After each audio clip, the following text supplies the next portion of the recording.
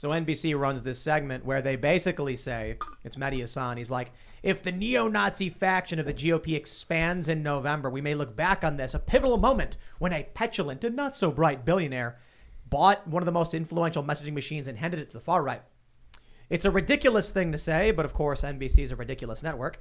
And Elon Musk responds by basically going off and then questioning why it is that we didn't get the client list for Maxwell and Epstein. And I'm just like, oh, this dude's losing it. And then Elon goes, why are they writing my suicide story already? And I'm like, yo, this dude is going off. It's going to be fun. We got to go through this and talk about it. We got a bunch of other stories too, though. Got a bunch of like weird cultural stories, because one of the big things that's been in the news with Elon Musk talking about the left going too far left is now you've got these leftists who are like, but we nominated Joe Biden and he's a moderate, he's a centrist. And it's just like, dude, Joe Biden says affirm your kids. Like, that's a huge departure from where Barack Obama was in 2008 when he was opposing gay marriage. So we got to talk about that. Diesel prices are the highest they've ever been. So expect your paycheck to not go that far and for prices to hurt a whole lot. And we got a whole bunch of stuff. Hopefully we'll get to all of it. We have this story from the New York Times where they're trying to defend a book that was in public schools depicting, let's just call it adult activities for children.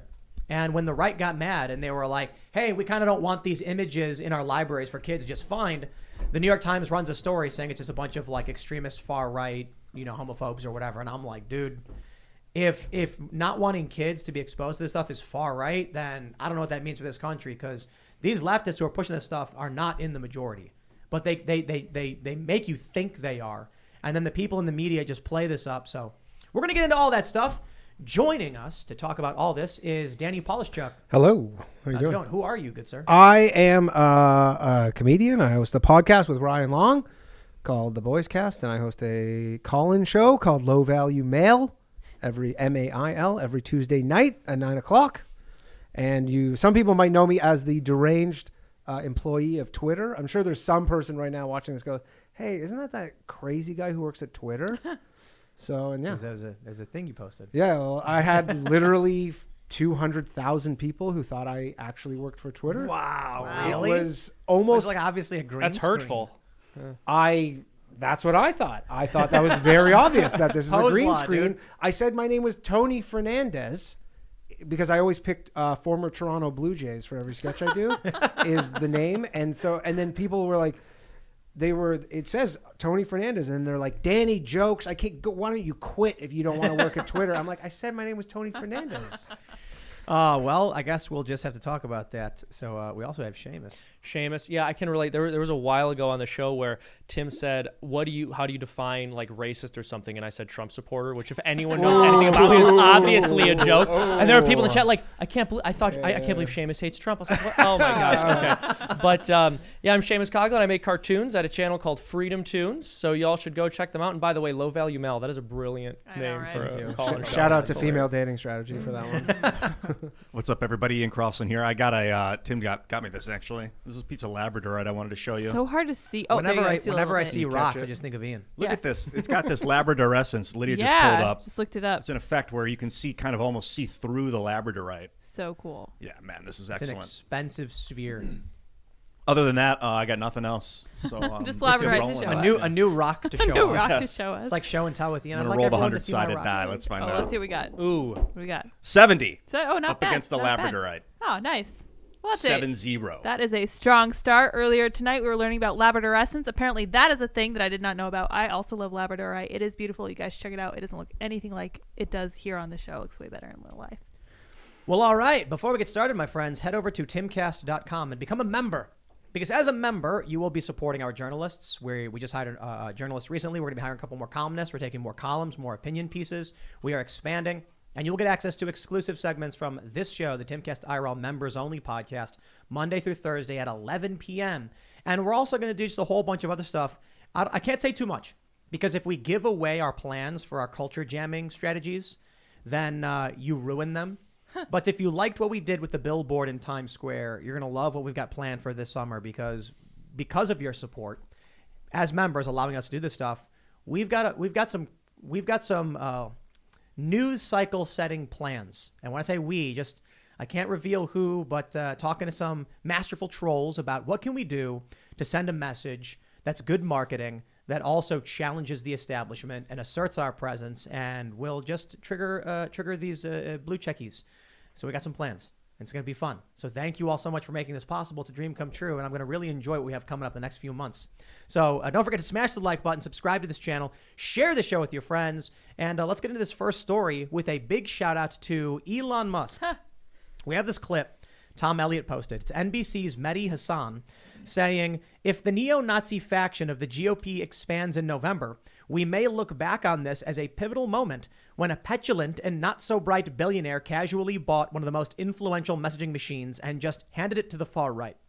The first thing I have to do is point out anybody who calls a billionaire not so bright. Insane. I know, just not so bright. Come on. Well, the question is, why aren't you a billionaire? It's easy. Yeah. Idiots can do it. The Go guy- ahead, try, please. The guy is I would love sending to see it. rockets into space and then landing them on like islands that are a little larger than the rocket. He's also self-made.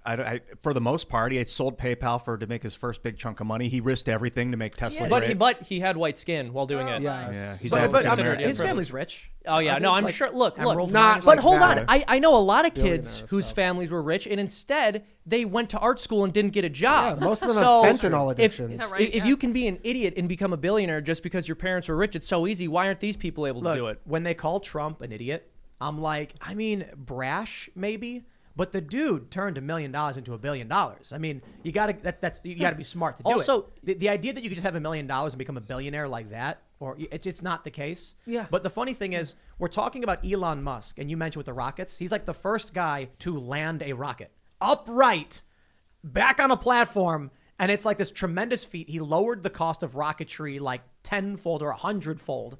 And he's making space travel infinitely cheaper. He's got Starlink, low latency satellites, and they're like, what an idiot. His political views are wrong. He's an idiot. Also, if having rich parents sets you up for success, and it's just a guarantee you walk into it, explain Hunter Biden. Yeah. Oh, man. But let's be real. I mean, define He's success. making money too. I mean, He's Hunter got- Biden's making sure some I money mean, too. I spent $650,000 on a painting of his, so I don't know. Oh my, yeah. Well, look, good I for mean, you. craftsmanship is craftsmanship, and you have to reward good work. Well, let's talk about what Elon says. So Elon Musk responds with NBC basically saying Republicans are Nazis. Oh. He then says, same organization that covered up Hunter Biden laptop story had Harvey Weinstein story early and killed it and did? built Matt Lauer his rape office. Lovely people. That's a Shots low blow, fired. Elon, I on the love rape it. office. When I saw that, I was like, I am retweeting this. It's amazing. Yo, Elon is unleashed. You know what? This is what I've been wanting to see, right? I've always asked myself this when I was younger. I'm like, there's so much going on in the world that people complain about. Where are these billionaires to just do anything? I mean, seriously, anything. Like, what did Oprah do? People got mad at Oprah because she had this big event on Michigan Avenue in Chicago where there's like a helicopter shot of all these people in an audience watching a musical performance. But then all of a sudden, all the people start doing a choreographed dance, and you realize they're all paid actors. And people got mad because they were like, if you were going to do a show, but this is all one big setup. I remember seeing that and thinking, like, that's what they do with their money? Yeah. They just get a bunch of dancers to dance in the street? Where are the billboards saying, like, screw this guy and F this, or like, I'm mad about that? Like, very rarely. So now you get Elon Musk, Matt Lauer's rape office. Yo, but check this out. Pope of Muscanity says, it says it all that we heard more about Will Smith slapping Chris Rock than we heard about Ghislaine Maxwell's trial. It is also interesting that the account tracking the Maxwell trial got banned when it gained traction. Lovely people indeed. And then Elon Musk says, where is their client list? Shouldn't at least one of them go down? And then, hey, why are they already writing my suicide story? Dude, that last one strikes a little bit too real because there's no way they're going to, like, the powerful elites, massive corporations, politicians, what are they going to do? Sit back and let a rogue billionaire just go off? I think you answered your question why we don't see more billionaires calling people out, because right. you basically paint a bullseye on your forehead if you do that. The world is a dark, dangerous place. And if you cross the wrong people, man, that's it. I was going to say that, I mean, if you were a billionaire who was just okay with it all ending, this would be the coolest possible way to go out. True.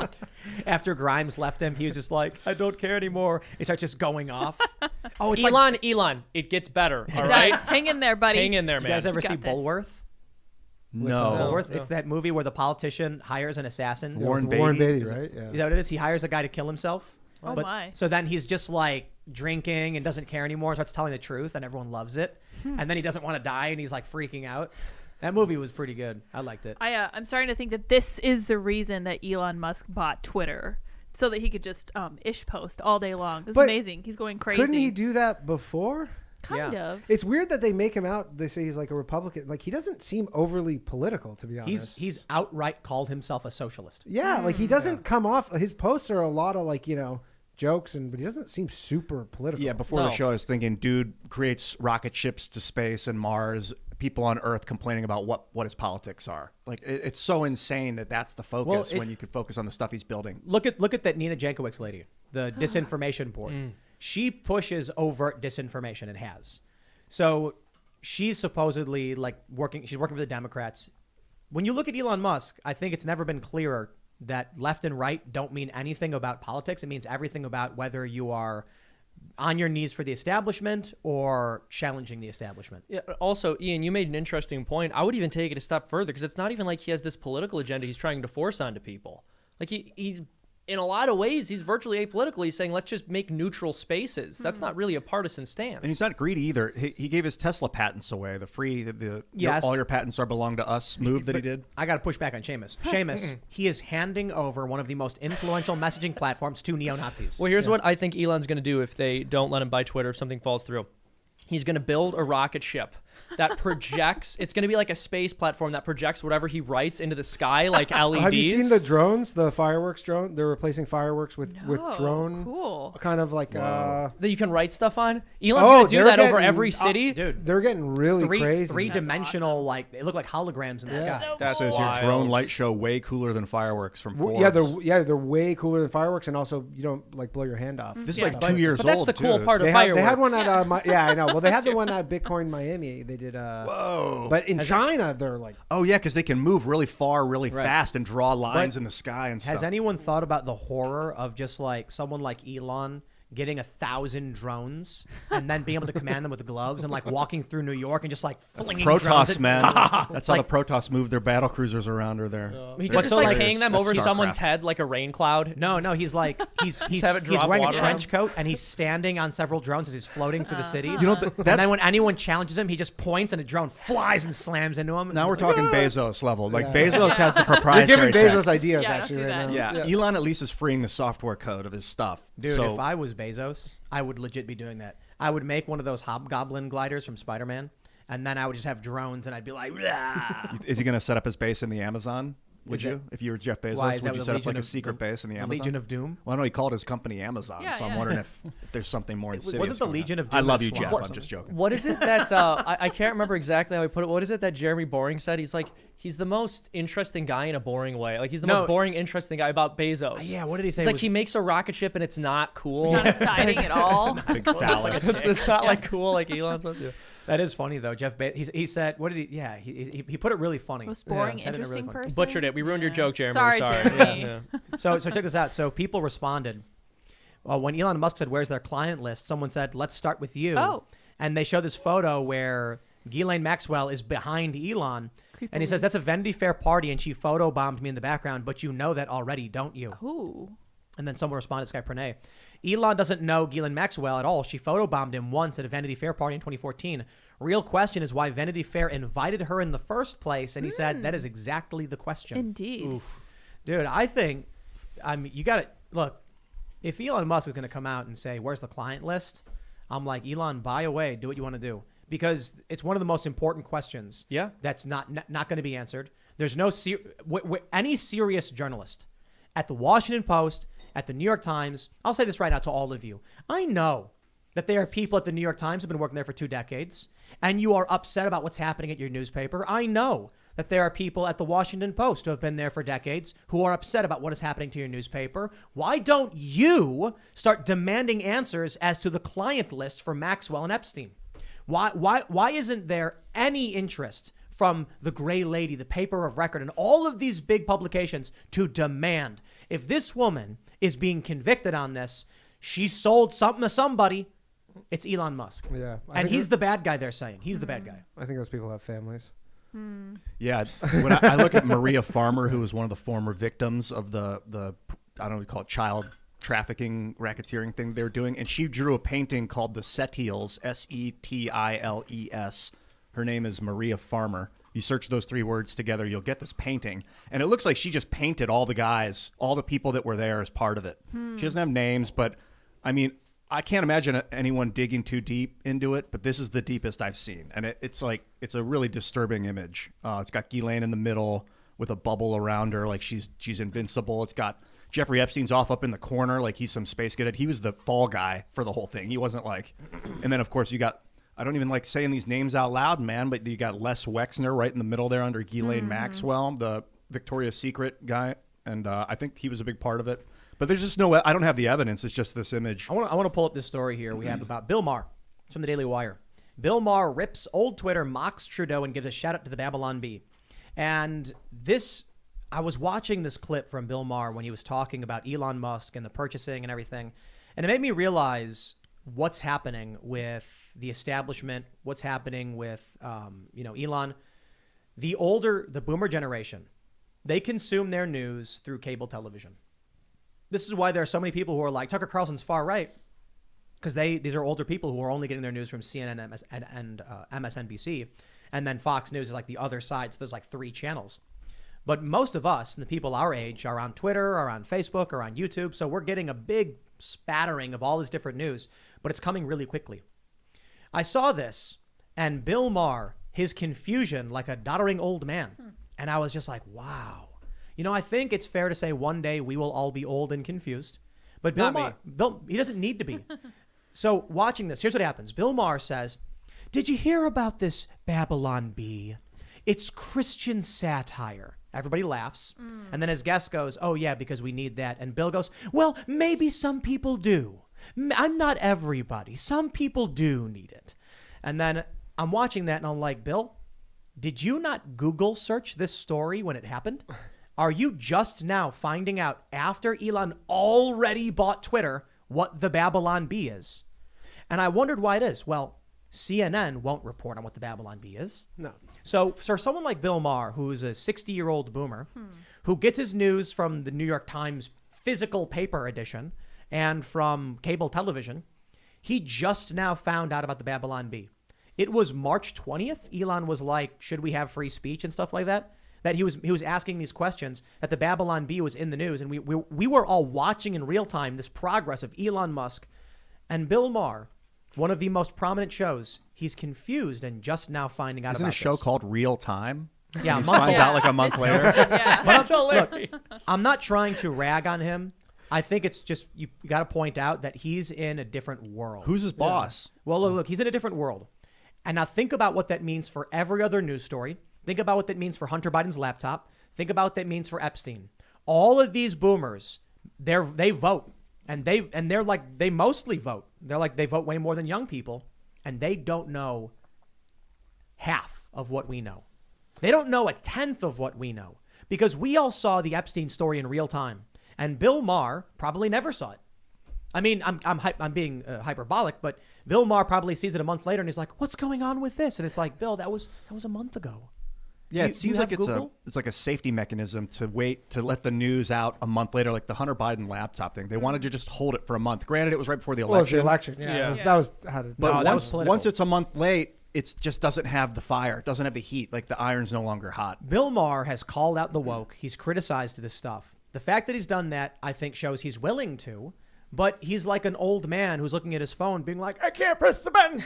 And it's like, he's just not on these platforms. He works for Warner Brothers. Yeah. He even said, I've heard him say this, like, there's only so much I can really get away with. I have corporate, my giant corporation writes my check. Sure. But if he's talking about the Babylon Bee now, he could have talked about the Babylon Bee a month ago when the story broke. Was he talking about the Rachel Levine thing? Like, and them getting banned? He's talking about how Babylon Bee made a satirical video about Twitter employees freaking out, and it's actually really funny. The Twitter health expert, he's got a Rorschach test. I'm like, what do you see? And she's like, Nazis, Hitler, Nazis. That one looks like lips. I hope people don't think that guy works for Twitter too. But it's really funny because the bit was really good. he's like, tell me, do you see Elon here now? And she's like, she looks at a tennis ball. It's got Elon's face.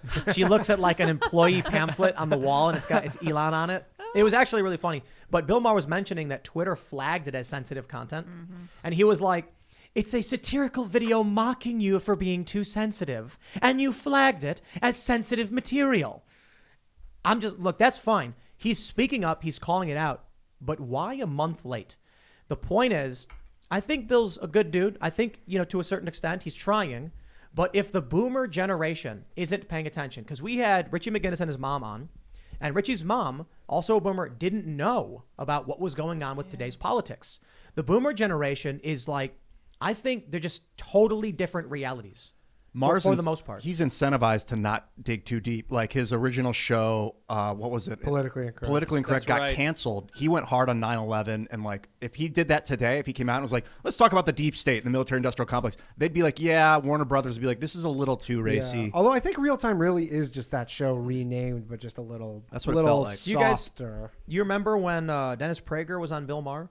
Yeah. I think it was like 2017, and he was like, the left is lying, they're lying. And he's like, a man cannot menstruate, they're lying. And then everyone laughs. Yeah, everybody like And humiliating then him. Bill Maher goes, wait, what are you talking about? and Prager mentions that at university bathrooms, they were putting tampons in the men's room. And Bill says, that's for men to bring to their girlfriends. That one really frustrated me because the story was actually at that point like 7 years old about bathrooms with men's rooms with tampons. But this is exactly what I think we see. I'm not trying to say that every single boomer or anything like that. I'm saying on average, if you look at the average age of a cable TV news viewer, it's 62 to 69 or whatever. They're consuming all their news from the likes of Don Lemon.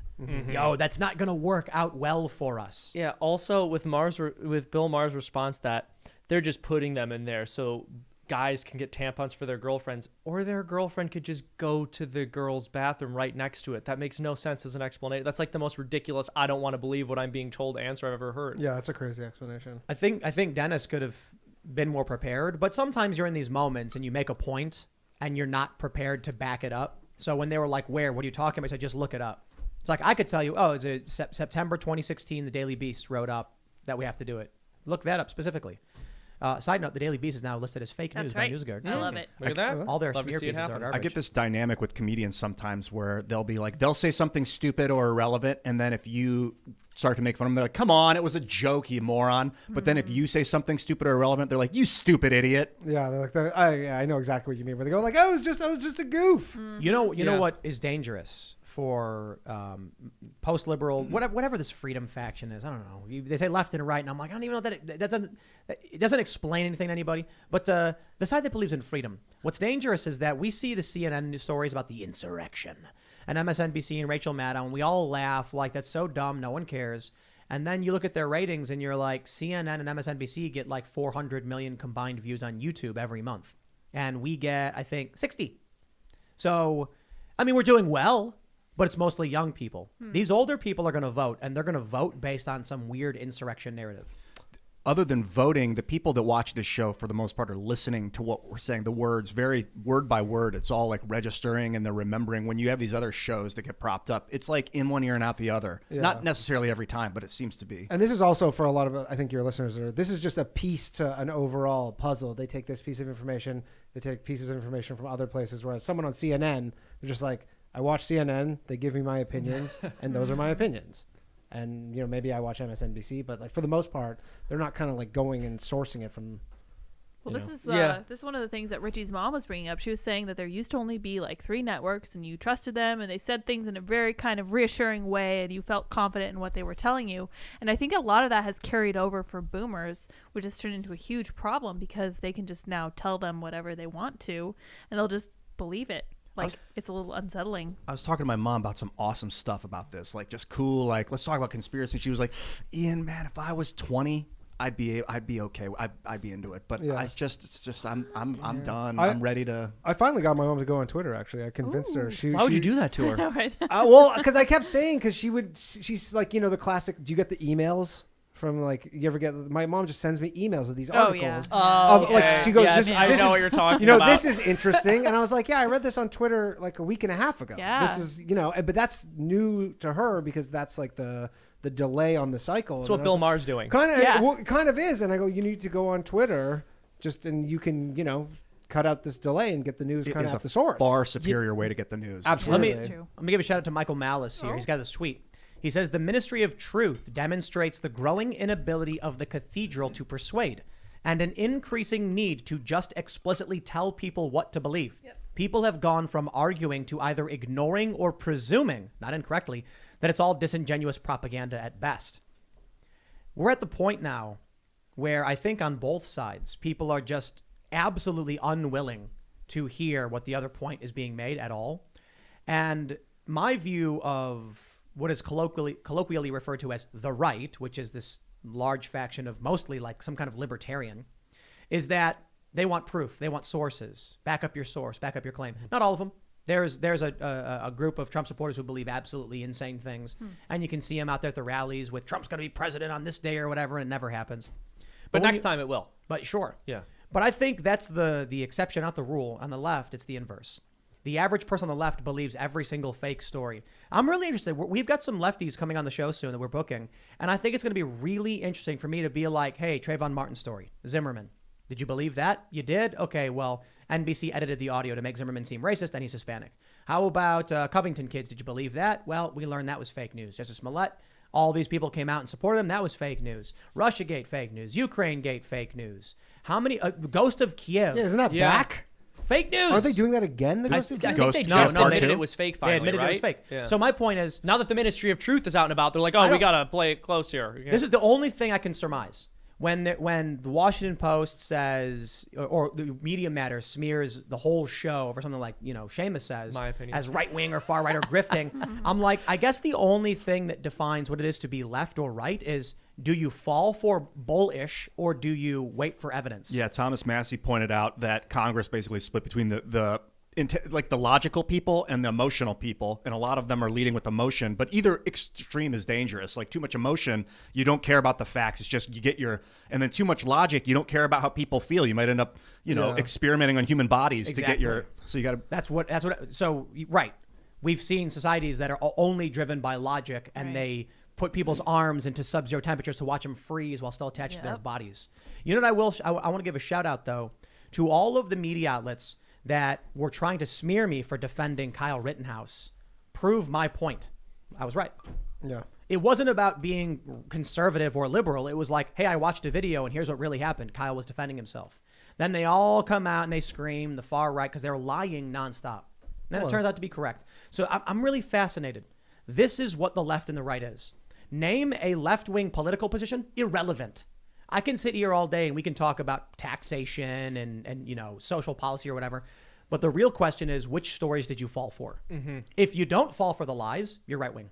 Yeah, well, you're correct that their positions are irrelevant in many ways, and even they will acknowledge this. So on the one hand, whenever anyone points out that there's a problem with the far left, their response is, oh, why? Because we want free healthcare? Like, what does the far left even mean? And then someone like Tim comes out and says, hey, I'm actually in favor of free healthcare as well, but they still call you far right because you don't fall for the same stories they do. What is right and left? Yeah. What do you think of? So there's this disinformation governance board. I don't know if you guys talked about this, but what happens when the next president is Trump or DeSantis, and he goes, "Okay, we have this disinformation governance board. She's out. My guy's in." But It's insanity. No. I I think if it's Trump or DeSantis, they might just dissolve it instantly. Well, they might, but I'm just saying hypothetically. Mitt Romney, yeah. if it was Mitt Romney somehow gets elected, yeah. then he's going to be like, it's time to put on a new guy who's going to talk about what's the real truth. If it's DeSantis or Trump, Trump's going to be like, I'm getting rid of it. It's wrong. But imagine the hysterics if he goes, yeah, you guys, great idea, everyone. Mm-hmm. Last administration, I love this idea. Here's my guy. But Yeah. that was true back when the establishment were playing a game of hot potato.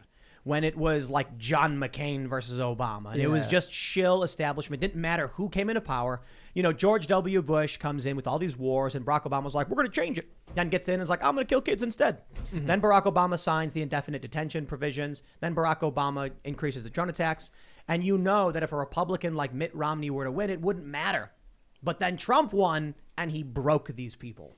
Yeah. So we were sort of talking about that the other day, and I don't think that's an effective thing to say to left-wingers, unfortunately, because they know that while right-wingers could use that power to be authoritarian and suppress them, that they actually need that power in order to survive. Because in order for like left-wing orthodoxy to flourish, you basically have to scare people into pretending to believe something else, because no one's going to like voluntarily agree to the idea that children should change their genders, not in the number that people are giving assent to it now. Well, this is the crazy thing, that two things occur. When I made a point on Twitter, I said, it's crazy that if you believe children shouldn't be getting sex change surgery, you're considered right-wing. Two things happened. One, I got called a transphobe. And two, people were like, that's not happening. You're lying. The left isn't doing that. And the response to every single person who says that is someone showing a news story talking about medical intervention, chemical or surgical. And it's literally happening. So either you're a lying grifter who's pushing right-wing talking points, so you're right-wing, or you're a transphobe, so you're right-wing. And I'm like, dude, okay, whatever, I guess. Right. The quintessential left-wing position. That's not happening, but it's good that it's happening. Yeah, exactly. You're bad for opposing it. I don't think it's transphobic to care about, to protect children from, gender surgery, sexual surgeries at that point.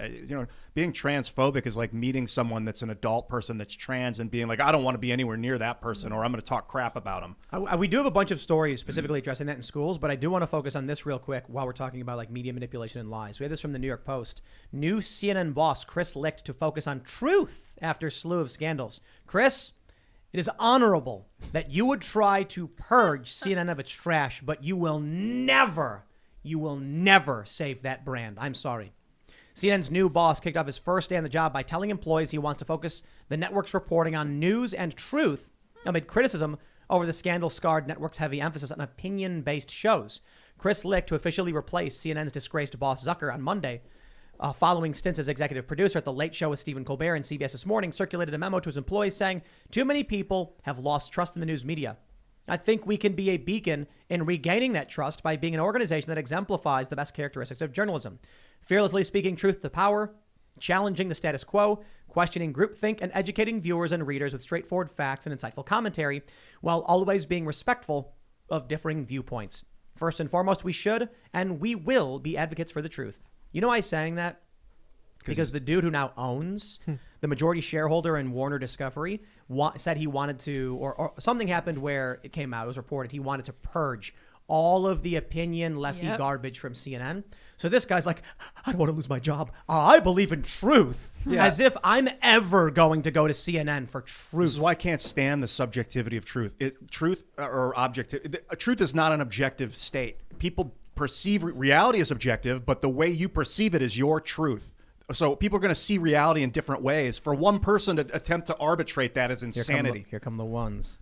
Yeah. Give me the ones. Give me all the ones. Give me 20 of them. Also, what would CNN be? Like, what does he envision CNN to be? With, it's like it's going to be this truth, and you're going to purge all the, like, in this scenario where it's all purging all these, like, the far, like, what is it going to become? Just it's PBS? like, Late Night with Stephen Colbert. Yeah, I don't know. Part 2, right. apparently. Exactly. How could this guy have worked on Colbert think everyone's gonna trust him? He probably did the vaccine dance. Seriously. Yeah, I know. I think he did. That was probably him. Oh my Yikes. goodness. Who was it who did the Fauci thing where they were dancing and then they had the thing they spread it open and they were spinning with it and it was like a big picture of Fauci's James face? Corden. Was that who it was? Dr. Fauci. Wow, Oh, that man. song. We should. Oh. It's just like, Even Seamus was yawning it's going, after that I know. I was like, I can't.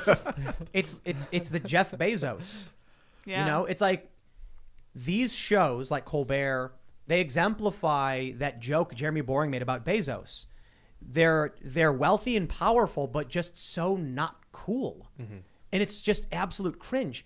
Seriously, when Colbert, for those who didn't see it, he did this thing where he had like, what was it, like women and men dressed up like syringes dancing. Yeah. Yeah, jeez. And it was like Wow, he's so zany. I can't believe he went there. Who were they? Is that really what So they I did? have a couple questions though. Did they do any market research? And if Right. they did, who were they targeting? Are there like, there's no one my age. I can't imagine anybody in the key So demo cringe. is watching that going like, I enjoy this. Colbert. That's I've pretty always Whoever thought- watches it, like the people who like Colbert probably were like, this is great. I've always thought he was so good. trash. Like on the Daily Show when he got his start as a correspondent, he was just a liar and a fake. He was doing comedy, but he was a liar But and that a was fake. he was doing a character Yeah. at least. Then he got his new show where he's playing the Republican fake guy, and he tells people he was like satire show, but he would say things that he didn't believe as they were real, and like just screw people's minds, crap artist. And then he's on this show like we're supposed to all of a sudden believe anything out of this guy. He's a trash liar for a job. I mean, maybe he's a nice, funny guy, but I've never seen him like dig under the surface. He was of great anything. on Strangers with Candy. If you ever saw that show. Oh gosh. I couldn't bring myself great. to watch. Actually, it did look like he was pretty good in that movie. Like as an actor, No, I think it was a show, but yeah, they had the he's a movie too. talented actor. Yeah, as yeah. you can see, he's playing a role. No, his new show is it's as bad as it gets. I don't trust. I've never trusted him. I made a video in 2006 about this, about Colbert's artistry, his crap artistry. I've never liked that guy. And when Jack Posobiec came on here and said that Jon Stewart, Stephen Colbert were the spearheads of the politicization of comedy, and basically, I think that makes so much sense. Like. No, please no, I didn't mean continue. no. You go. I was just going to fill space. Okay, well, I was just going to Does say anybody that know how I to read remember ratings? that 'Cause- years ago. We talked about this No. on the show a little while ago, actually, on this episode about the whole clown nose on, clown nose off thing that a lot of these late night hosts, and particularly Jon Stewart, would do. I remember he got into a debate with Tucker Carlson, and he was grilling Tucker, and Tucker starts pointing out factual inaccuracies with Jon Stewart's show and his reporting, and he goes, "Because it's a comedy show." It's like, oh, was that the bit? Was that the bit that you were getting facts wrong on purpose? No, you wanted your audience to think that was true. The jokes were in other parts of the program. That's exactly so what I'm talking obnoxious. about. Yeah. Stewart is one of those guys that he'll say something, and then if you dig into him, he's like, "Hey, I'm a comedian. Lay off, idiot." But then if you say it, he's like, "No," try and throw his like weight of being popular at you. It's really gross. And it's like, it's fine to do jokes and politics, right? But if you're saying something that you intend for people to believe as true and it turns out to be false, you don't get to fall back and like, oh, come on, man, I make jokes. Don't take play the anything I say character, seriously. didn't you know? Yeah. No, I don't Yeah. like it. Well, hear this is the embodiment of that obnoxious kid when you were younger, being like, I'm just playing, I'm just playing, I'm just joking. But if he can get away with it, he will. So this is classic. I love you, Danny, but comedians sometimes do this where they like to pull up the ladder after them. I don't know if you've noticed this, but they used to make that it worse. explains Yeah. Danny perfectly. No, but they do I have that. noticed yeah. that. They You pull up go- the ladder after them, and I really feel like this is just like Literally, so many of my favorite comedians. All Yeah. of them. It's The all Like of worst them. David ones. Cross used to be literally my favorite comedian, and he did all this stuff where he's almost like he's now apologizing for everything he did, and he's like, everything I did that was so funny 8 years ago is all cancelable stuff. Or like the guy that took all the psychedelics and he's like, "Hey, don't do psychedelics." Yeah. I had a great time. Like the Don't you '90s do were a it, great yeah. decade, but you were just water for you. You know. I'm wondering though, like if this can last. So I pulled up Colbert's ratings. He had a total average viewer of 2.95 million, and this was reported as of June 9th of 2021. So last year, he was getting 2.95 million, and I'm like, that's the live +7 race. I don't know what that means. Is that key demo or something? Look at this. Seems Adults. like a lot. Here we go. Adults across 25 to 54. The Late Show wins with a 0.5 with 614,000 viewers against Jimmy Kimmel's Live with 489,000. And The Tonight Show's with 477,000. Okay, that makes sense. So Colbert beats Kimmel and Fallon with a 0.2 over their 0.1s. I don't know what that means, and they don't give me the full... I think that's like the share. The decimal is like No, look at this. Look at this. Across total viewers, Late Night averaged 1 million viewers over the season. So is that Colbert? Is he Late Night? No, that was Corden's that you just. I think you said late. No, night. look, late. Oh, Oh, it's Myers' Late Night. Myers' Okay. late night average. And Corden's Late Show. Right, there you These go. so similar It doesn't- names. It's such Yeah. crap. I know, it's so stupid. But it does look like in the key demo, it is only like 500,000 viewers.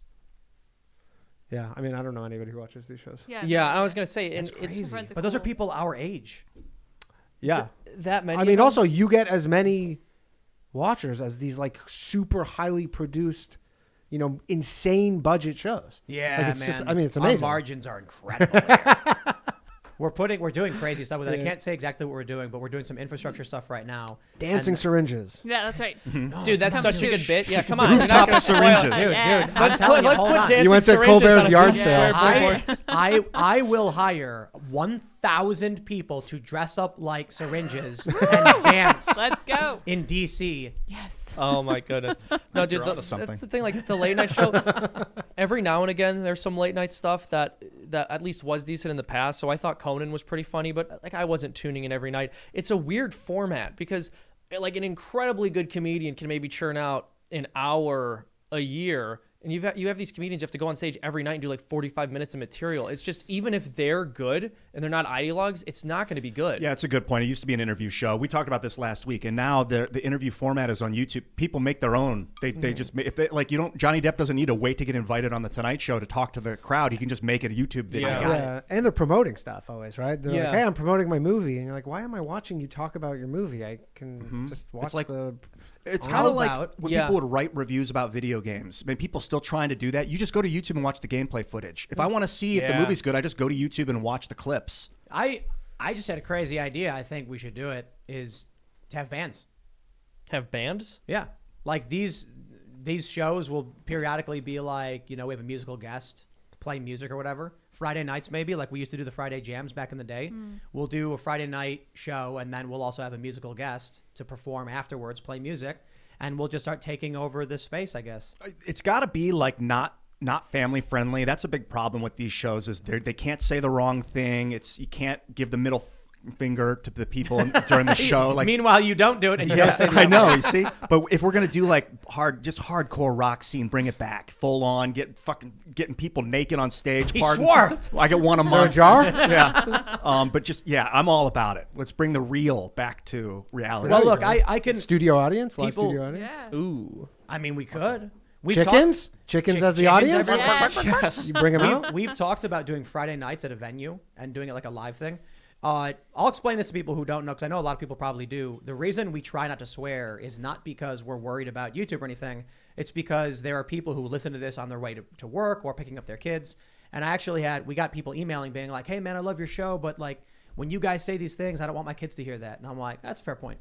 If we don't have to swear, we Explain shouldn't it. swear. I But get if we do, it's about whatever. swearing and profanity. I find some things can be profane without the cuss words. Like Yes. if you can say things that are very graphic sexually that aren't cussing, but way worse for a kid to hear than dude. saying the F word or. And like Totally agreed. And action movies with death and murder and stuff. I think with parents too, they don't even care so much about the word. It's the fact that now the kid just says it all the time and they don't really get it, and then it's just like inconvenience. They just they hear it and they go, "Oh, I just say this all the time." You're like, you can't say this at the grocery store. No, you can't. Interesting. Yeah, the F word has a lot of different meanings depending on how you use it. Very versatile word. It's Yeah. one of the, Yeah. probably the most versatile. I think so. Yeah. Is it Well, let's- adjective? It's a verb. Let's we actually have a story to talk about with boy. kids and stuff. We have this from the New York Times.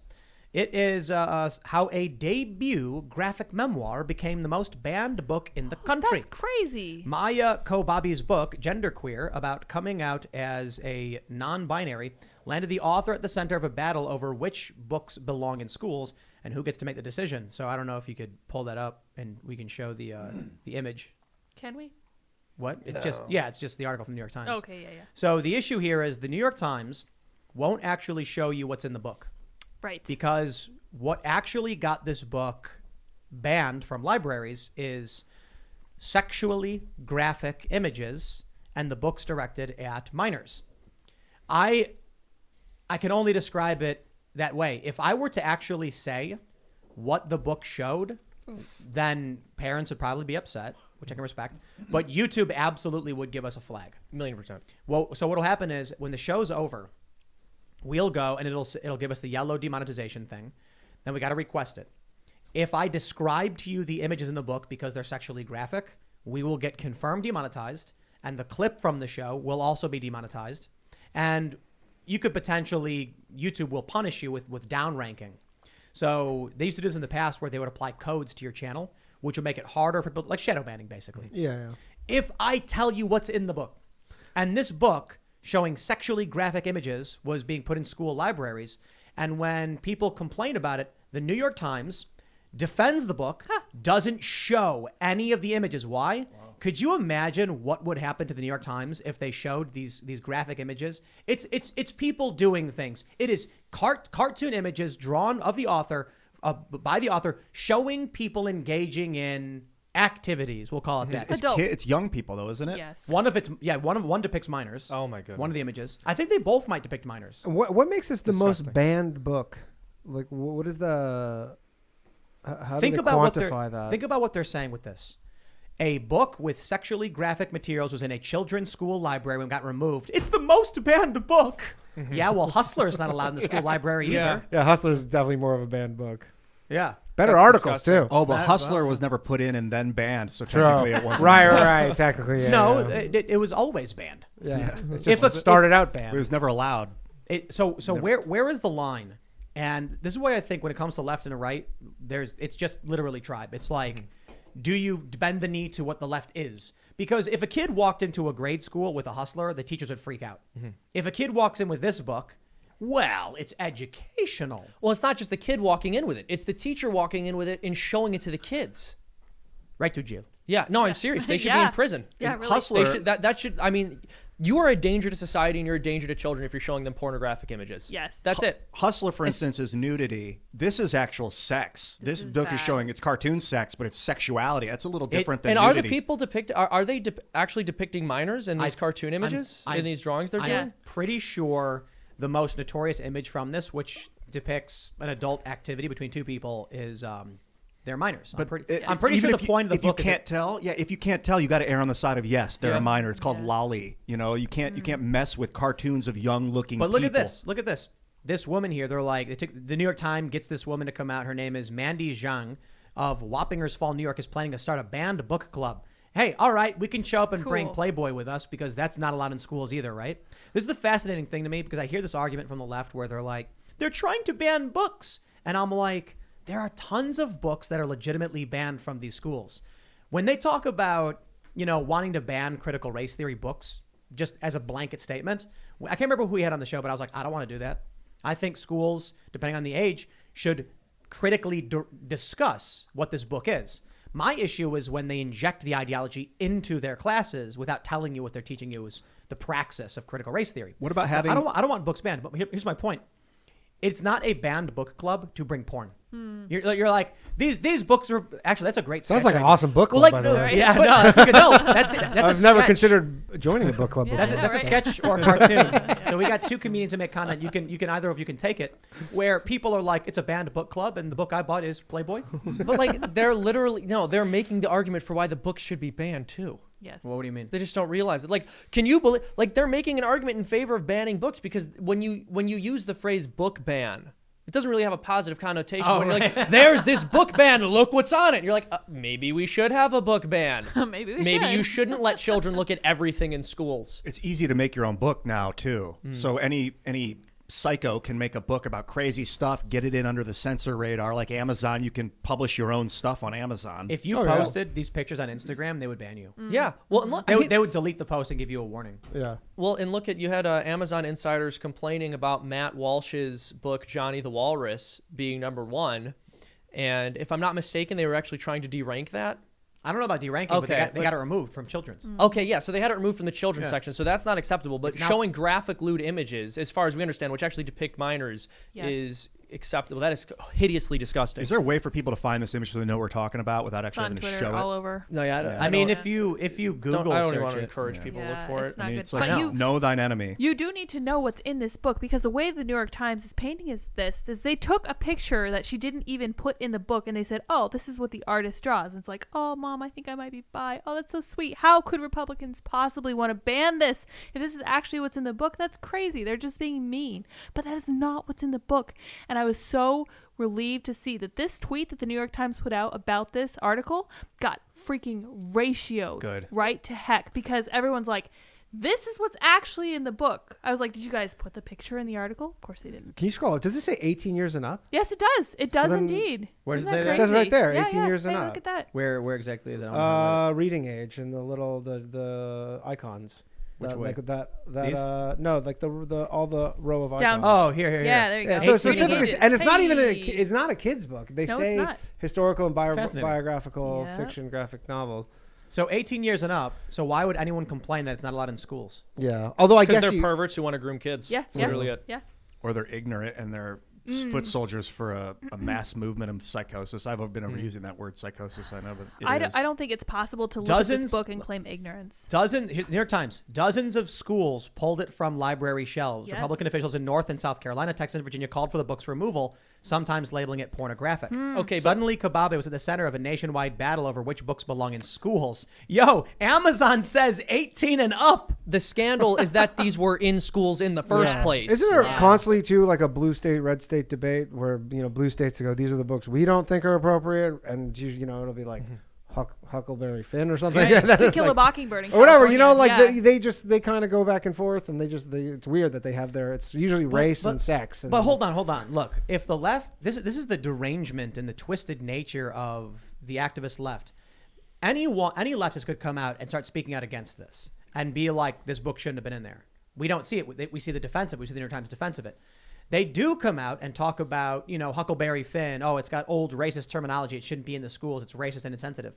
There was a big story about a kid who complained because they had to read the book and the book uses the N-word. And it's just like, okay, that's a book which is contextual history. It was written for a period, during a period, and we can address that critically and talk about it. That's fair. This book is literally labeled 18 and up and depicts sex acts between people, and that shouldn't be for children. Yeah, and it's just something some pervert made because they want to show children and warp them. It's not as if this is something that's part of America's foundational classical literature that it would be important for a kid to know. What concerns me is when someone is warped as a child and then grows up and warps children the same way they were warped, like the cycle of abuse, physical abuse. A kid's beat by their parents, they grow up and then they beat their kids. I hate to see the same thing happen with sexual abuse. And So, not saying that transgenderism is sexual abuse, but I would be afraid that some of it maybe No, it's the exploitation. Right. when people are abused, their minds get pretty crazy sometimes. When you have abusers masquerading as the LGBTQ positive whatever, we've seen this. They try and sneak it under the radar. They make people look bad. They make the whole community look bad. But I think the left is so instinctive to defend any and all. You end up with bad people getting away with bad things because they'll just feign being part of some community. I want to mention Huckleberry Finn's in the Library of Congress. Good. 1876 published. It was Mark Twain. I read like the first third of the book. I remember it was awesome. I'm great trying to story. think now too. I'm like, I honestly think when I was in high school, maybe not, maybe elementary school, but we did read it, and you read it out loud, and I was like, man, if you were that kid who got that page, Watch out. Is that the one where god damn. where Huck was going down the river on the raft with Jim? Or is that Huck and Jim on the Yeah, river? yeah. That book's amazing. Yeah, man. I mean, it's like, it's all the time, but yeah, it's like if you, especially now. PBS banned Adventures of Huckleberry Finn.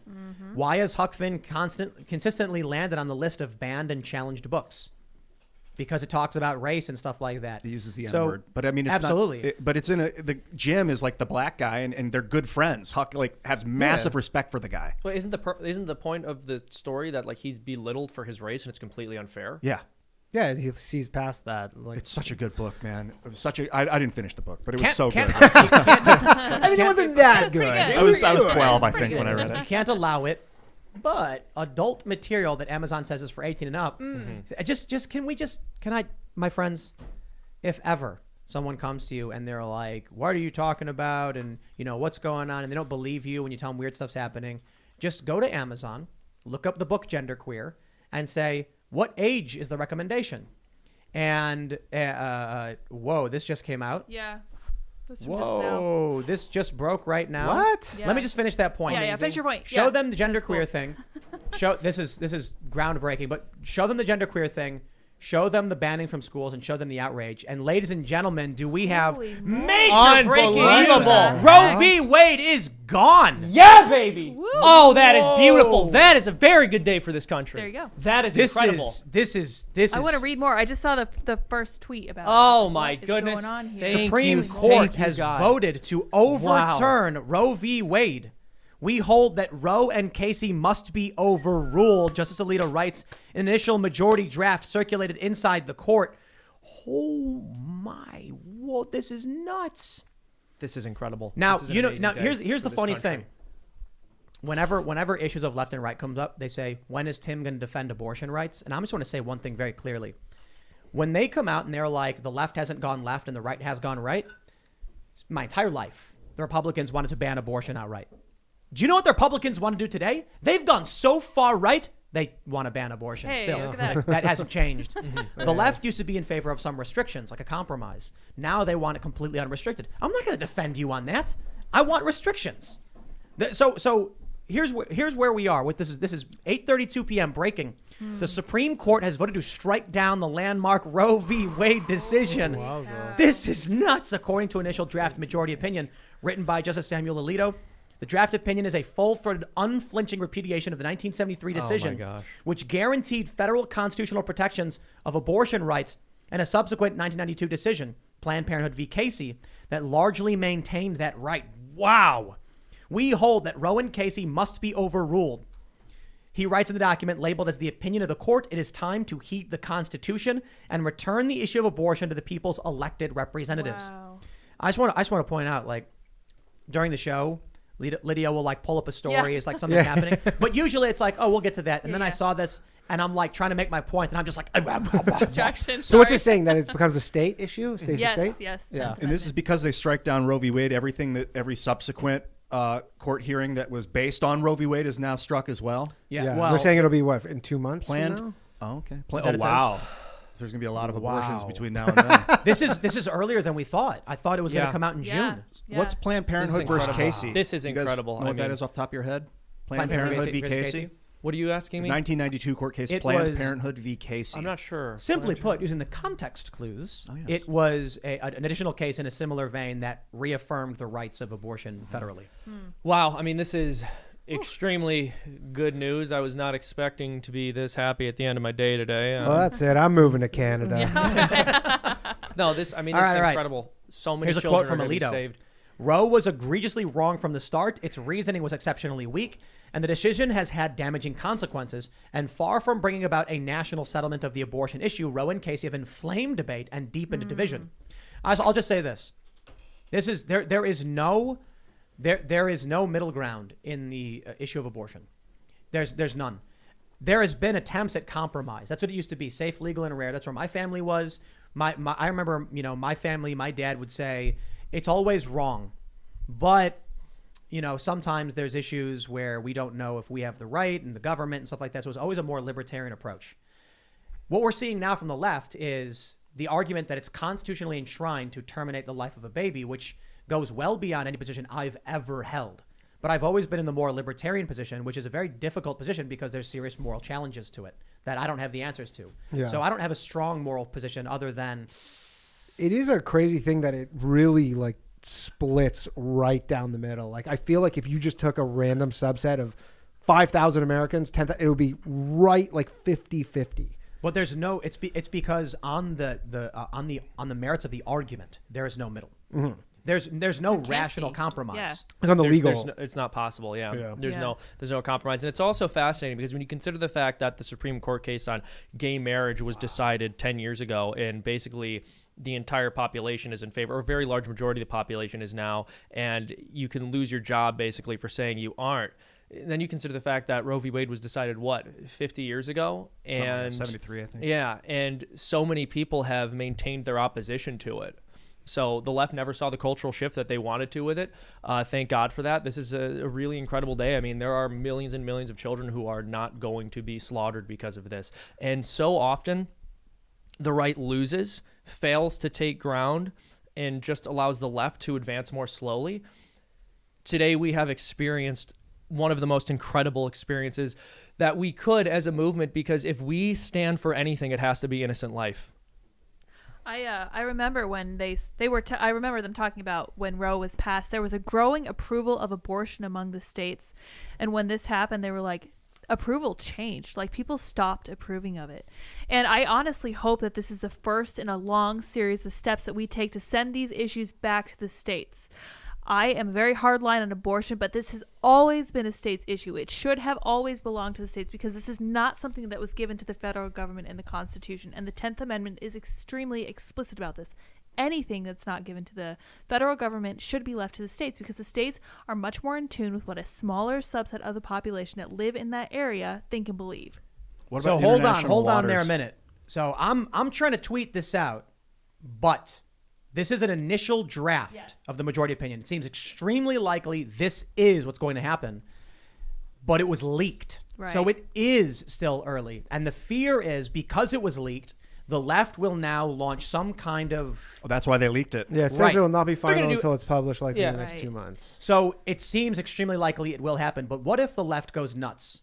What if They're going What to. if? Oh, yeah. What if? Hold on. Right. Yeah. Sure. My point is, what if by then they change their vote? Oh. Well, don't they have a majority? Because I think you went down and said it was all. Is it 5-4? And what happens if Antifa goes and burns down a bunch of cities, and then all of a sudden they're like, "Oh no, we changed our votes. That was a draft. We don't agree." Do you think that would change their minds, or would that set them harder? I think I don't know if you guys do. You guys hear that? I think it's the lady from the women's march yelling no. Shrieking.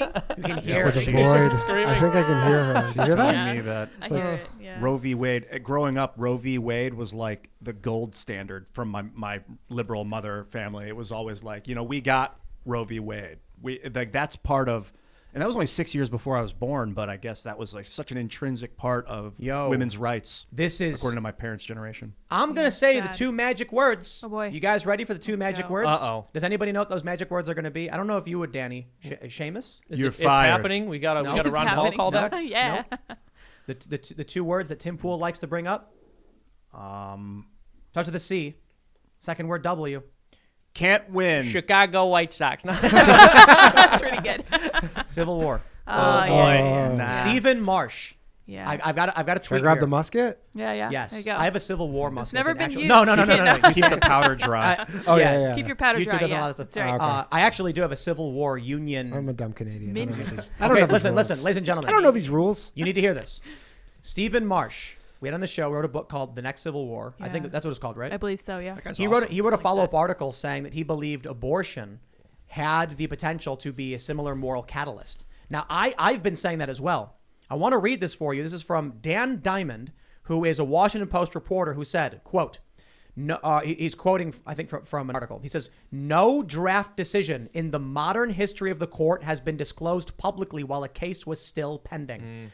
This is full-on sabotage of our federal government by a political faction. We cannot survive. If after hearing this news, if in 2 months they say, due to extenuating circumstances and extreme political pressure, we've changed our position, what do you think is going to happen in this country? Well, who leaked it? That's what I want to know. So what is this this opinion that Alito issues? Does he only issue it to the other justices? The other It Supreme sounds like Court they all justices? voted for it. And I'm then- totally having to move back to Canada. There you aren't go. I? So This one of stinks. these they probably did it in a closed room. I don't know the process, but one of these justices may or may not have leaked this to one of their aides, and then that aide leaked it to the press, or the justice just leaked it to the press. Either way, this to me is evidence that we need to get rid of all of them and put new justices in. that will not 9 new leak Supreme information. Court justices? If one of them is corrupt, that clerk. entire system is. If one of those justices Everything's told the clerk, corrupt. I mean. Yeah. Yeah, I mean, then the we next can't 9. keep justice opinions secret anymore. And What about if gonna they be get court the of next public 9 opinion? through a reality TV show? Very Yo, American this style. is crazy. I'd watch it. Yeah. I mean, Yeah. I wouldn't- Everybody I wouldn't would be happy watch with that. it. I wouldn't be happy with that. It's like The Apprentice. It's Trump, Oh my gosh. and you've got 35 candidates. Yeah. And he's like, Yeah. "You're too far left. Get out." You get a rose. Yes. I don't like the decisions you've made in the past. To be honest, I don't think I you want can to. I want to. I want The to. president should not be putting people in the court like that. That is Separate insane. branches, It's that's not how. That's how it's there's- been there's- doing for 200 years. That's how it's worked. I know, but it's just No, insane no. There's a confirmation process. Yeah, but it's like a And a there are- clown court, and it's like the Senate Bro. gets to do it. It's not even that people don't even have a say. It's I crazy. want to say a few words, my friends. So every winter, things calm down because people are indoors and they can't go out and do crazy things. And every winter for the past 11 years or 10 years as I've been covering conflict, winter comes around and everyone says, "I guess it's all over. The riots and the protesting and everything is done." And I'm like, dude, it's snowing outside. Okay? Give it a few months, and in the summer, you're going to see it get crazy again. And then I was thinking about this just recently because Stephen Marsh wrote that article that abortion could be, he says abortion is a similar moral issue to what slavery was for the Civil War. And I've talked about that. And then I was like, I wonder if a lot of people are still thinking that there's not going to be some escalation. And then I'm just like, I genuinely believe something will occur that will be an unprecedented escalation. We have never, Looks like this. a court, this is what they're saying. Never has a draft leak of a Supreme Court decision been leaked in modern history. It is unprecedented. This is one of the most dramatic escalations. That there are Supreme Court justices, sure, as Ian mentions, I don't know if we get rid of all of them, who have staff or someone leaked this to the press, just undercutting our entire system of governance. I'm really worried about what's going to happen over the next 2 months, but hey, man, don't be surprised if you see rioting and smashing of windows and just destruction. That'll be a bare but minimum. listen, term limits. Lumber that's futures that's are the way up. status quo now. But look. I don't believe the left holds this as to the same moral standard as the right does. To the right, it's a very strong moral issue. To the left, it's a tribal issue that they talk about sometimes. But here's what I was thinking. If the ruling came out, I didn't think that there would be mass rioting over this. The reason was the ruling is done. What they would do is they would start petitioning and being like, we've got to win and we've got to get the courts. We've got to win the midterms. Putting the decision out 2 months early is perfect for the people who would riot. Now I genuinely believe we may see riots because they want to influence what the vote actually Now, ends up excuse being. my ignorance about but does the elections not factor into this because the Supreme Court? They do not. Yeah, it wouldn't, right? Because So- the Supreme Court's set. Right. Unless you need someone to die or step down in down, order yeah. to change that, right? Yes. So this is the Supreme Court that currently exists. They're not elected. They're appointed and confirmed. The president says, I want this person to be a Supreme Court justice. Then the Senate then says yay or nay. So typically, if the Senate is controlled by Party A, but the president is of Party B, you're not going to get it. So you usually need a presidency and a Senate of the same party or at least same politics to make something like this happen. This is going to get crazy. Yeah, they should have term Yesterday limits. was May Day. They should be voted in. Yeah, and May then 1st, month of confirmed. Mary. It should be a vote. The people should vote on Supreme Court justices at this stage, and there should be 4-year term limits. I disagree because once you get that vote in there, you get the influence, you get the concern about possibly being reelected or whatever. And if people vote and make that decision, they're like, "Oh, we regret it. We're going to recall them."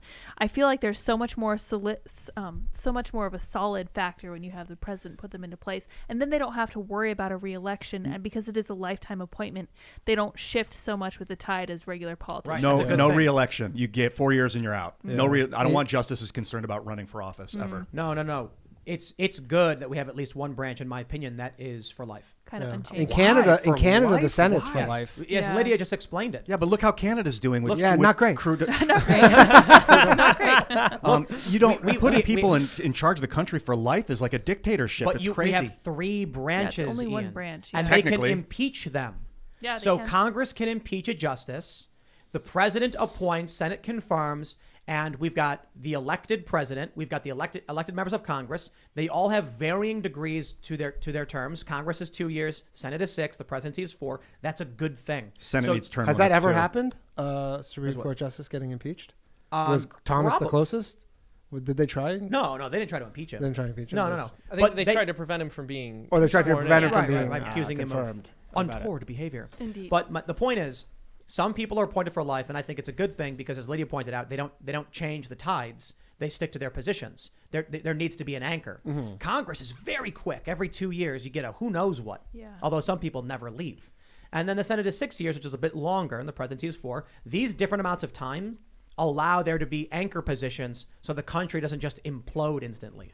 Unfortunately, it's not working so well because the took country looks like 250 a years. very slow implosion.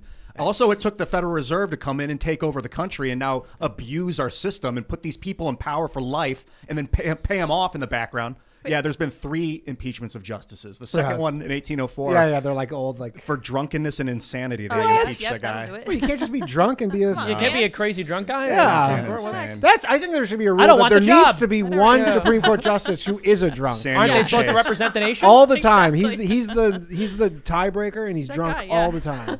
Just Drunk lit up on and moonshine.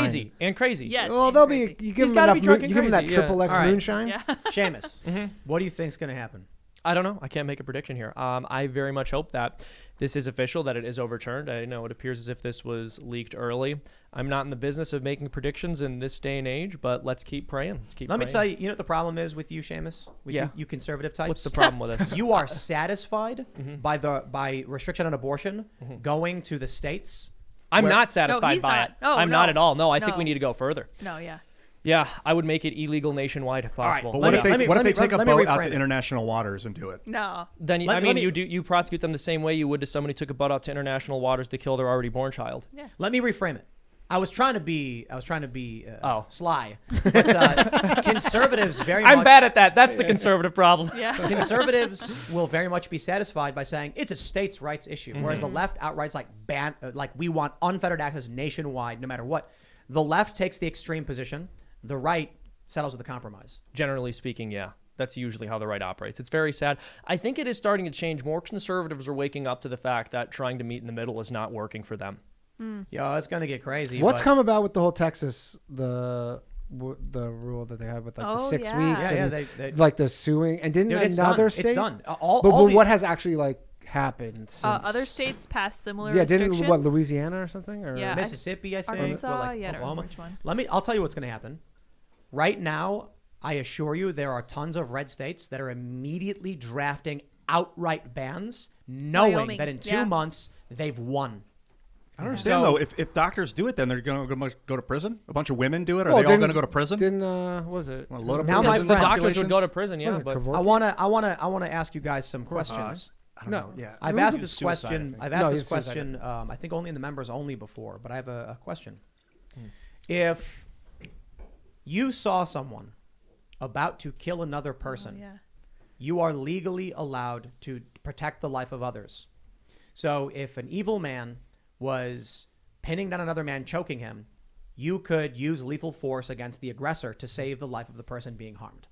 In most circumstances, obviously, if it's like there's a cop who's attacking somebody because they're fighting and you intervene, you might get in trouble. But if the cop was actually trying to kill, like just strangle the guy out, maybe. So here's the point: if Roe v. Wade is overturned, and in red states they pass laws outright saying an unborn child is a life, and a doctor is about to perform an abortion, what would happen if someone intervened to protect the life of that child as per the law of their state? This is where I think we get into Civil War territory. Yeah. Because now it's getting scary. Well, you're gonna get like the bombing of abortion clinics coming back. That's different. Yeah. That's Well, a- but Yeah, I'm I saying don't know people about will that. be doing it under that guise where they're saying Vigilante justice. Your There- logic. if there's no legal distinction between saving the life of a child and an unborn child because they are legally the same thing, and you have a doctor who's like, I am going to now perform the incision on the spine, and someone says, I will stop you by any means necessary, you might end up with stories where the courts say it was self-defense to stop the killing of that child. So I think that's where we can get into Civil War territory. I'm concerned about miscarriages, man. Like a 6-month pregnant woman falls down and hits her stomach and the baby dies. And then what, are they going to charge her with manslaughter because she didn't protect and defend the baby's life? She allowed it into a dangerous situation. I think, guess in this sense it would be what the actual procedure of. right. Well, then you're going to see a bunch of women falling over and landing on their stomachs. There are people. Yeah, probably. maybe. I mean, There- just there- like they I don't did. know. But when abortion was illegal and they had all the back alley so there, abortions, I'm sure some Yeah, women will find a so- way if I they're don't so know like. if that's true. No, yeah, those so numbers are. there were back alley abortions. All the supposed numbers of women who died from back alley abortions were literally completely fabricated. Bernard Nathanson, who founded NARAL, admitted later on in his life, after he actually converted and became pro-life because he saw the errors of his ways, that he was literally just making all of it up. But yeah, that's Ian, the answer to that question. Right now, there are people who will be driving their car. No, I'll tell you a story from my neighborhood. There was an old man driving his car, and he ran over a 14-year-old girl. And when he went ba-bum, ba-bum, he stopped, put the car in reverse, and backed up, not knowing what he hit, and crushed her head like a melon. He did not get charged. Why? Because in order to charge someone, you need several criteria. And an accident like this with an old guy, they said he wasn't negligent. He was just an old guy driving, and he hit somebody, panicked, and killed her. He didn't see the person before he hit him? He didn't see her. He was driving normally. He was driving the speed limit. He was doing everything right, but he was just a bad driver. And my understanding is, I don't think he got. I'm pretty sure he didn't get charged. They just took his license away from him. There are a lot of people who do things like you could be driving and someone, it can be pitch black on a road, and someone jumps in front of your car and you hit them, and you don't get charged. And they'll be like, you were driving, you should have seen him. Didn't that happen to a politician where he said he hit a deer? Well, I think he's getting charged. Yeah, well, because he lied. He was like, I think I hit a deer and he hit a person. And they're like, we found glasses. My point is, Jeez. I really doubt. That's brutal. I think in the circumstance where you're driving your car and you hit somebody, and it was a real accident where the person jumped out in front of you and it wasn't you were doing everything right, you might still get charged. If it's a woman who has a miscarriage and it goes to the hospital, I think it may happen, but it'll be extremely rare that the cops are going to be like, let's lock her up. That's terrifying. Yeah, I mean, you'd have to find me an example of that actually happening. I know a couple of years ago there was a story where a woman put like a fully developed unborn child in a dumpster, and so I think they were investigating to see whether or not the child like was born and then she put it in the dumpster, or if it was a miscarriage. But I don't know of any examples of any of the states where abortion is currently restricted or illegal where women are pursued for having miscarriages. In fact, in the ones that we've seen, the penalty only falls upon the doctor. Yeah, you can't really tell if it was an intentional destruction of the fetus through miscarriage or if the woman actually miscarried. That's why it's scary to me about charging people for that in a place where abortion's illegal. But in abortion procedures, after a certain point, they actually go in there and they rip the child out piece by piece. You would be able to the spinal tell. cord. Yeah. They take a tool to cut the base of the neck and then start dismembering it. And we've talked about this in these exposés. It's like, I think what's going to happen now is there were a wave of red states that were passing these like 16-week ban, 11-week ban, and that was the catalyst for getting to the Supreme Court. And then the Supreme Court said, we're going to go beyond your argument for your 16-week ban. You can do whatever you want. Now, I think red states will just be like, okay, many of these same states, I'm willing to bet right now, are drafting up absolute bans. Like Oklahoma already did one. I wonder if they just have them ready to go. They've just been They do, yeah, break. Well, there's two things. Wyoming does. Trigger glass, break glass in case. Yes, exactly. There's trigger laws. Yes. That as soon as Roe v. Wade is overturned, they instantly go into effect. But what I'm saying is right now, states seeing that Roe v. Wade has not been overturned yet, but it will be, they're going to pass a law right now and be like, you can't sue us because we're going to win in 2 months anyway, so good luck. Yeah. I don't know, Hopefully. Maybe you guys can explain to me why in some states, in some instances, it is a double homicide if a pregnant mother is killed, like in the case of Lacey Peterson, and in other cases, it's not. Does it just depend on what the mother wants? I would argue that Roe v. Wade should have made that absolute nationwide. If you're going to argue that abortion can be done in any state in the country, that without with only certain limitations, then you should not be able to charge someone for killing a fetus. Right.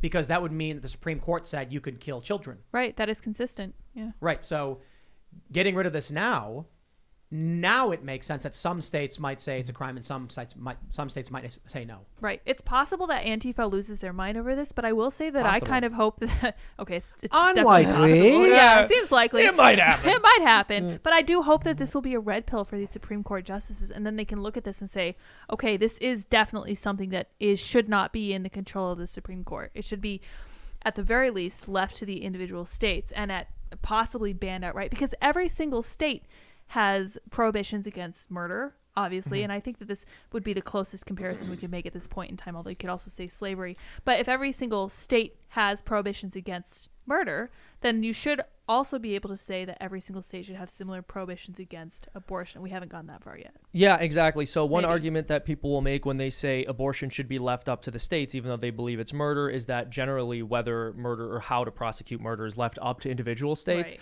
But that doesn't really hold water, because it's not as if states are able to say murder is altogether legal here and we're not going to go after anyone for committing it. I think the federal government would step in at that point. So I do believe there's very good reason to ban abortion at the federal level.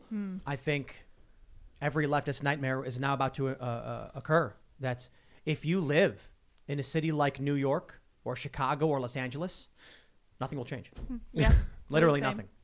Because Roe v. Wade just returns the right to the states, and those states already legalized. Well, there will be one thing changing in New York, which is I know so many like women who honestly thought it was like Handmaid's Tale, like we're living in the Handmaid's Tale, and they were saying it pretty hyperbolically before, and now it's going to be like for them it'll be like a little in their minds a little less. They're going to be like, no, it literally is Handmaid's Tale. Everything is Handmaid's Tale all the time. It is. I know people. I've had conversations. I know. I had a conversation with a girl at a comedy club, and she was crying. This was before COVID even happened, and she's in tears, being like, "No, it's literally like The Handmaid's Tale right now." And me and Ryan Long were laughing in her face, like to the point where she's like, "Why are you laughing?" And we're like, "We got to go outside. I'm sorry. We have to excuse ourselves." And now. So the conservative states behind the glass, they have these bills, and then in left-wing states, they have the Handmaid's Tale behind the glass. So it's like breaking. That's going to be a hot costume this year in blue states. No. Or maybe In the rest blue is. states, they have the thing that says break the glass in case of right wing extremism, and it's already broken. There's no glass left. The book's gone. They took it out 20 years ago. Oh, that's perfect.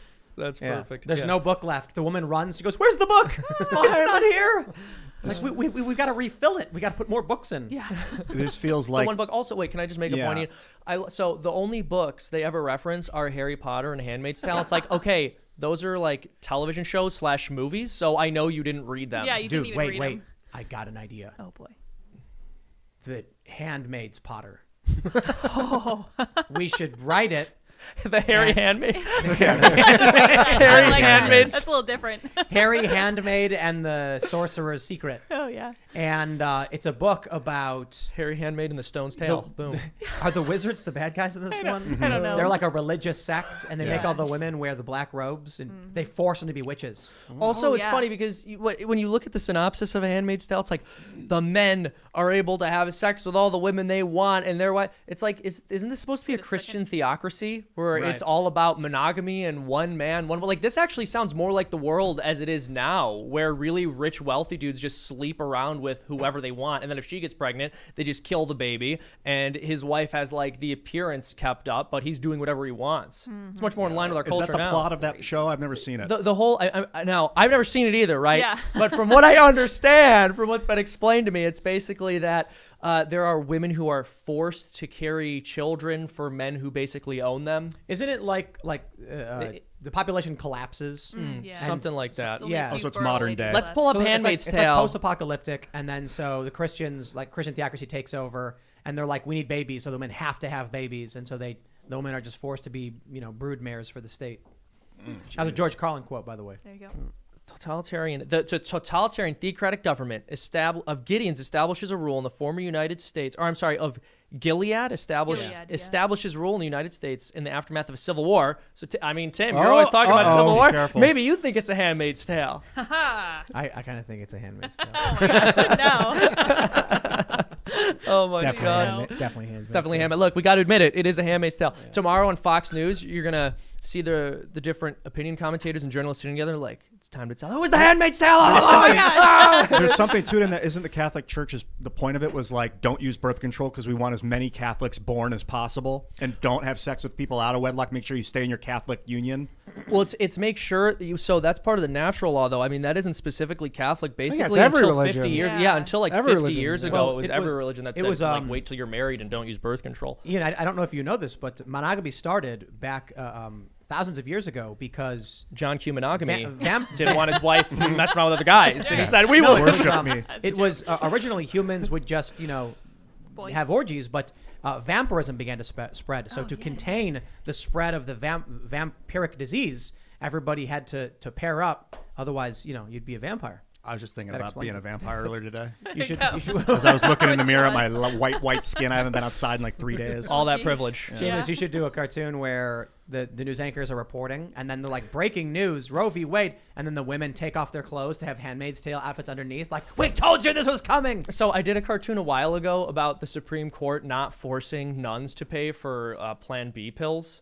And they're basically surrounded by these feminists, like, my life is a Handmaid's Tale. So I've done it. You guys should check it out. You guys should go watch that video right now. But sounds I mean, What's it called? Margaret It's Atwood hard just not to bought a make new fun. boat. I'll tell you that much. She just read this. She goes, "That just bought me a new boat." The Handmaid's Tale has been renewed for like 30 seasons. She's on the phone right now. It's like, of course I saw the news. All right. She just couldn't be. Imagine she's like so evil. She's like, "This is the greatest thing that's ever happened for me." She's like, saw the news. My publisher leaked it. She's All right. she's like filling out a donation form to a bunch of Republicans to ban abortion. That would be amazing. She's like signing the check, and then the phone rings, and they're my like, "Don't gosh. send the check in." She's like, "Why? It's done." She goes, and she tears it up. Good. Everything's according to plan. Yes. So she's like the female, 1984 George Orwell. Is that Orwell? right? Oh my gosh, that's true. She's like the feminist, spoiled, modern, liberal woman George Orwell. Yeah, but she got in trouble actually for some sort of gender mistake she made. As one So- does. Some sort of As thing. one She does. kind of no, like she's some sort of inevitable. she said the wrong thing, and then everybody who loved her instantly kind of She said it instead of they. like something very benign Yeah. that a 70-year-old woman might make that mistake. and then she had people really turning against her. She's like, my summer house just got 1 story bigger. Isn't it hilarious though that like that's something you can kind of say about you either can say about everyone and anyone or will be able to say about anyone. They got in trouble for something they said about gender. I don't know. Like, Dude. Oh man. So my life is The Handmaid's Tale. I'll tell you that. Riots or no riots. I'm leaning towards riots maybe. just because we haven't had riots. By the way, like do you- if you're a rioter, Yeah. you're kind of getting itchy right now. Yeah, you know, you've been like, how long has it been since the last riot? Wow. you broke that glass, bro. Yeah. Yeah. in case of Anything. What's it's like a black mass. Every Target right now is calling up their wood guy, being like, "Hey, we need you to come and board." No. That's true though. Yeah. I'm willing to bet big chain stores right now. I'm willing to bet executives high up at big box stores are sending out the alert. They're saying get notifications to every store. We want them sure. ready to board up at a Lockdown, moment's yeah. notice. I mean, And then I live right beside Union Square in New York. Like, I guarantee you, tomorrow, or at least this weekend, there will be some huge thing, and you know, there will be some damage. Corporate is like, In all right, New York- prepare the wood to board up Yeah. the windows, and then PR, prepare the letter of solidarity to tell the rioters we're standing with them as they That's burn right. our building I mean, down. in New York, in New York, they don't need like a logical reason to riot. Of course. Like, they don't. They just. Are like, But They my just do experience it. with New York is that they don't damage too much. I don't know about that. Soho was like destroyed. Really? Yeah. You mean I too much relative to the amount of things there are to damage? Well, yeah, no, I guess. like- Yeah, maybe. But Like in Minneapolis, they were burning down buildings and police stations, and in New York, there were they no like- burnings, but there was some. Jeff Lyle There was a lot of doesn't looting. melt and- steel. I mean, there was a few police officers. There was the cop cars got Molotov cocktail. Oh, that's right. Yeah, that's there right. was some. What concerns me is that if there's a riot and the government really wants to go full regime totalitarian, they can send out the feds, martial law, crack it down, put these people in prison for life, totally turn on them, and then now we've got our militocracy. I'm not. do I'm you not think the worried Biden because- administration Yeah, would they're do not that? gonna do I that. think they're He's too such a used to it. psycho. Like he's so uncalculable and vapid that I think he's the kind of guy that could go complete insanity. He just created a what is this put this woman in charge of his like Disinformation. disinformation regime. No, that's not true. The disinformation regime Oh, told me that was that's not true. disinformation Yeah. too. Yeah, I don't know what to believe It's anymore. the information government. That's I right. don't trust any one guy to be in control in general, but But I Biden's trust a totally woman to lost be it. totally. Amen, because Yeah. this Control is of this. not. We need more The female Handmaid's Tale. power. Not the Handmaid's Tale. I don't want to put that out there too much that it could happen, but it could happen.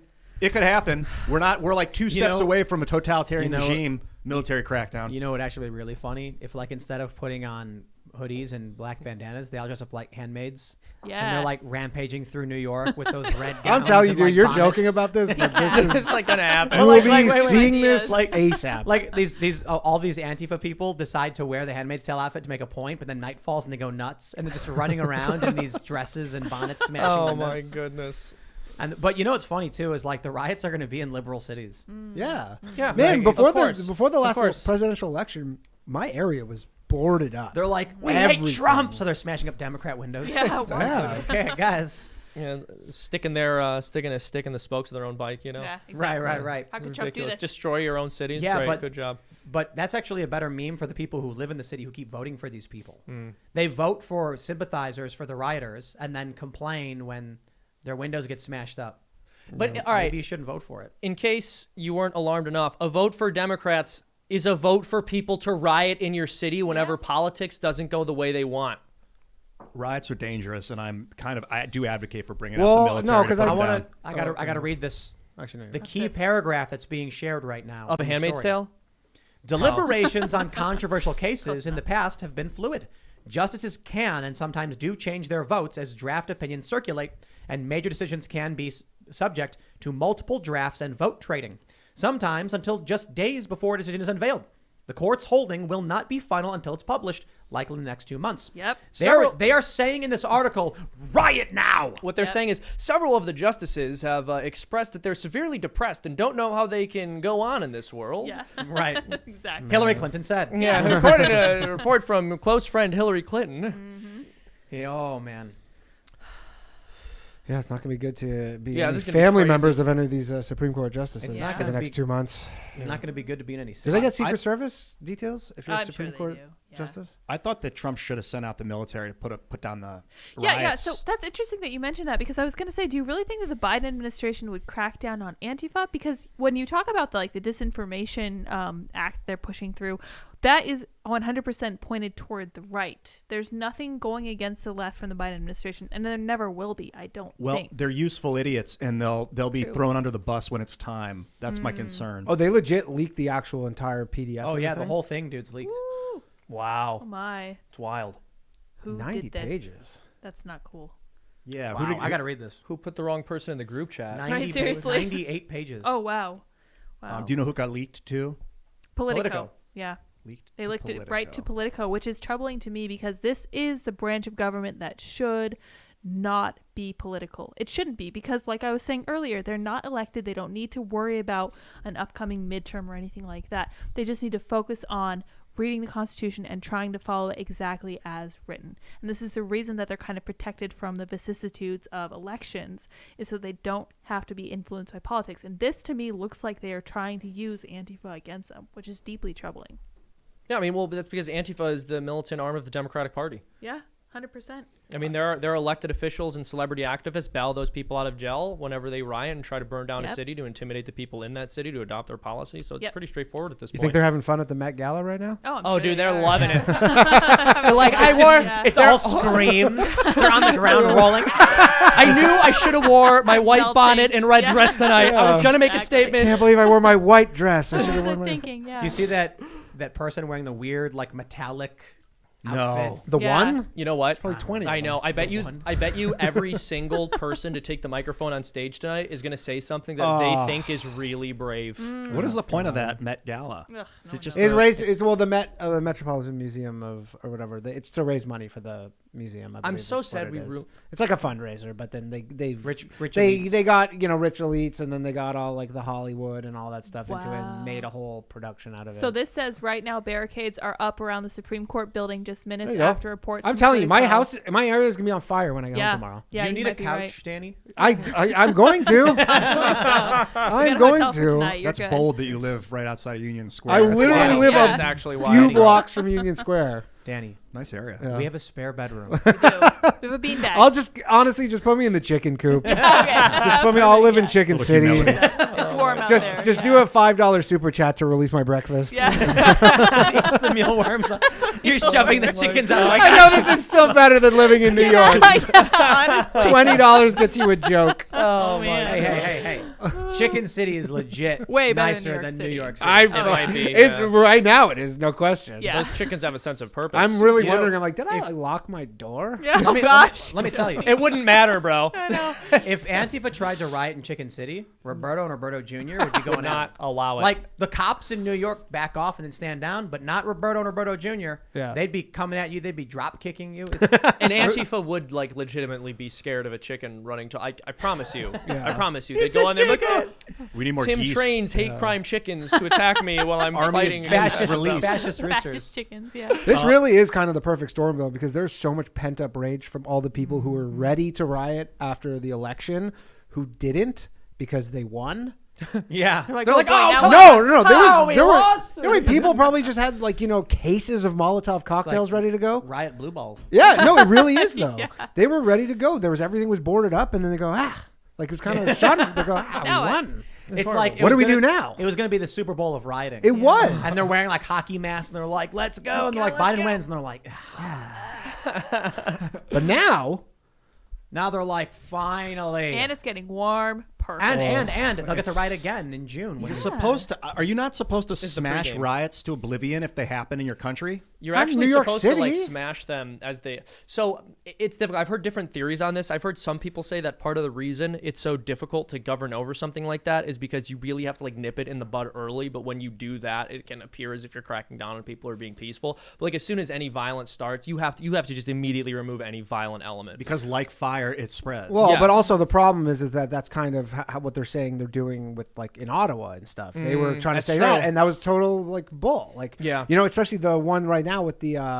what is it, the bikers, right? Because they had the convoy before, and then now they have the bikers, and they just straight up came out and they go, oh, you know, we got to make sure there's no like hate crimes and all. And you're like, this is not on the table. Like, you're just kind of saying this to plant the seed. Brian Tyler Cohen says, when we expand the court, this will be why.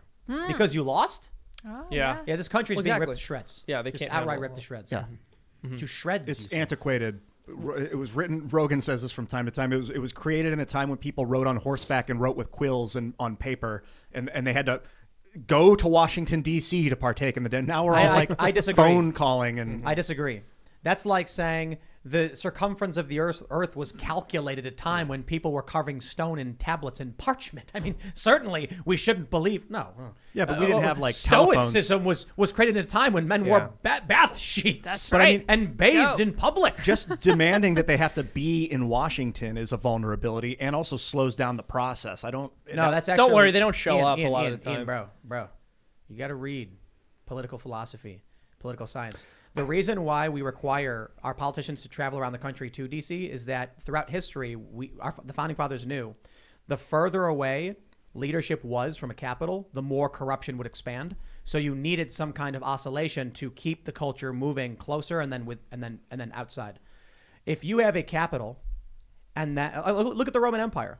The further you got away from it, the less the laws mattered and everything started falling apart. But then you have video chat. So like distance is warped. Time and distance are kind of the same thing. When you can. There's a reason why we don't video chat people on this show.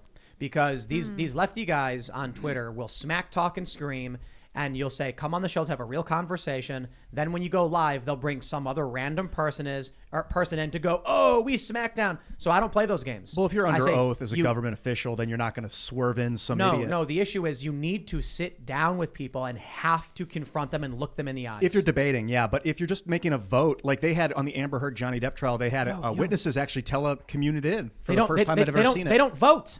No, they just came in and gave So testimony. So I think they should have to go in, and that's why. But they don't even have to. When Marjorie Taylor Greene goes in and says, "I want a roll call vote," and then everyone's forced to come in. That's why I like what she's doing. But they don't. That's the problem. They do. She got them to that when time. the Freedom Caucus does their watch. Remember they told us this. They have the Freedom Caucus because they're all crooked. The Freedom Caucus has to have one person constantly there saying roll call vote, so it forces all of the members of Congress to do their jobs. But That's a good thing. And if they didn't have to be there, they'd never go there. And they'd be like, just sign me off on yes on all of them, and I'm going to go fundraise. And There's that's another basically problem. At the is that Met they're- Gala. They're running Yeah, for re-election. That's another problem too. The whole system's busted up beyond repair. Is that safe to Yeah. say? Well, Thomas Jefferson had a bold quote, which I don't know if we should say, but it is a historical quote about the Tree of Liberty, which everyone probably understands. Intriguing And water. there's a general idea He'd that get deleted from YouTube today. every couple hundred years, we need to have like a reassessment of where we're at with our laws and how they're working. The problem with that is if the left is in Congress and we do a reassessment, they're going to be like, we will now strip the rights of half this country away because we have half plus one. Yep. So it's like, how do you do it? I think that the constitutional amendment process is fairly good. It's allowed us to protect ourselves from democratic tyranny, the tyranny of the majority. There are crazy, evil people who will lie, cheat, and steal to gain power. And it's not hard for them to rally a bunch of dumb people to destroy the Constitution, but it's really hard to do with the system we have. If all they had to do was rally 50.01% of people to take away your rights would be gone. They would find some way to do it. So I like the system we have, but I certainly think the amendment process is the means by which we fix it and change it. Yeah, but it's also the way we can destroy it. Like the 16th Amendment created income tax. That's true. That's true. Yeah. So you're saying the Constitution should have never changed? Well, no, I don't think that's true. I like that you can amend the Constitution, but maybe these amendments should only stand for a certain amount of time and then they wash off unless we re-vote to have them put back on. Oh, but wouldn't that potentially have you lose the guns? Yeah, there's a problem. That you Yeah, can lose the no, Bill Well, I of think Rights. can't I have would them. imagine you would exempt the Bill of Rights from this. I think so, yeah.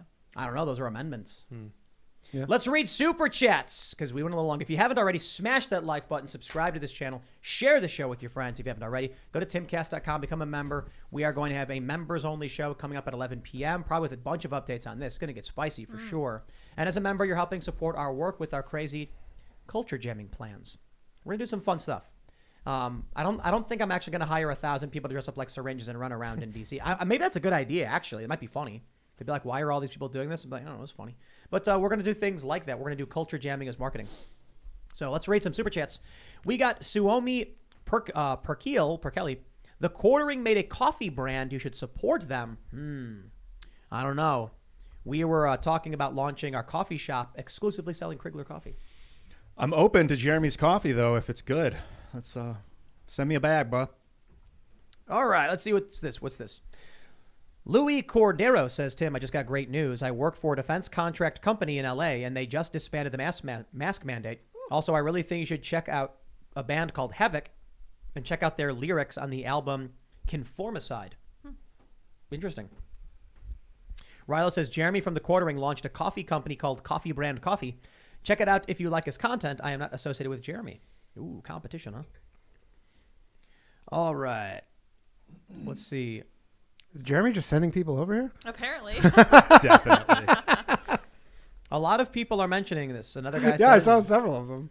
he's got coffee. Must be great coffee. Well, all right then. Good marketing. All right. No more coffee. Eric Miller says, check out Liberty Doll on YouTube. She covered a story about how NBC and Pennsylvania AG office broke federal law for a story about gun control. Interesting. I would also like to shout out Krigler Coffee, Adam Krigler's coffee brand, which is also stupendously good. The gamer blend particularly, I remember.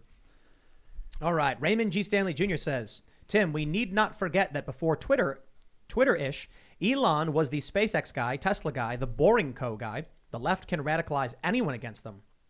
That's right. No, dude, he's an idiot. He's not bright. Yeah, he's not a very bright Yeah, guy. he accidentally made PayPal. Yeah, no, look, Accidentally, like yeah. if I was born You know the into story about that, right? He fell down and he Yeah. dropped PayPal on the ground on accident. He tripped and his credit card fell into the floppy disk drive and Yeah. he went, and it worked. and it worked. okay. Yeah, Yeah, he just lucky- had all the. It only works if you have a bunch of money on Right it. place, though. right time. Yeah, Yeah, from his yeah. parents. Dude, if I was born in the same circumstances as like Elon Musk and his background, I would have like 5 times as much money as him. So Oh, yeah, you would have been yeah. like 5 PayPals and sold them all to each other. Yeah. Yeah, that's right. If my dad gave me a small loan of $1 million, I'd have $2 billion. I do. Trump has like 3. I think. All right, Donovan. it's 6. Okay, 6 billion. He used to have more. Donovan Davis says, Tim, the left are literally the Sith. They misuse and abuse the tools and people around them for their selfish, psychopathic ends. The Sith can't hold on to power, but can only attain it due to their arrogance and craving of power for the sake of power. Does that mean that the right are the Jedi? Well, you know the left took the word Jedi, right? Justice, equity, diversity, and inclusion. What? Sounds like a Sith And now they tactic. have Jedi classes. What? Yep. So these kids That's go dark. there thinking Sounds they're going to get terrifying. to learn to use the Force, and instead they're having beliefs forced on them. Oh. All right. Let's see. Ola says, Tim, what dates were you in Ukraine? Comments on Azov, Idan, Svoboda, Right Sector, Stephen Bandera, etc. Comment Union House in Odessa as well. I was in. It's on Vice. If you just look up, the Euromaidan stuff. I think we were there maybe like around the New Year. I think it was like maybe November of 2013 or something like that. Bandera is interesting. Stepan Bandera, I think, is his name. He was like, I don't know if he's considered him a Nazi, but He considers himself a Nazi as far as I he understand. was. And Yeah. he was just like the hardcore nationalist, violent movement during World War II, was it? Yeah. Or sure, okay. Yeah. All right. Joseph says, you are correct, Tim. I live in rural Minnesota, and even Republican boomers believe this stuff around here. That's right. This is what's so bizarre about it, right? Because these news networks cater to a more left-wing audience when you're looking at CNN and MSNBC, and the boomers are the only people who watch it, but they were the ones who prided themselves on being the nonconformist generation that stood up to authority. They're like, I'm only going to get my news from the authorities. Yeah.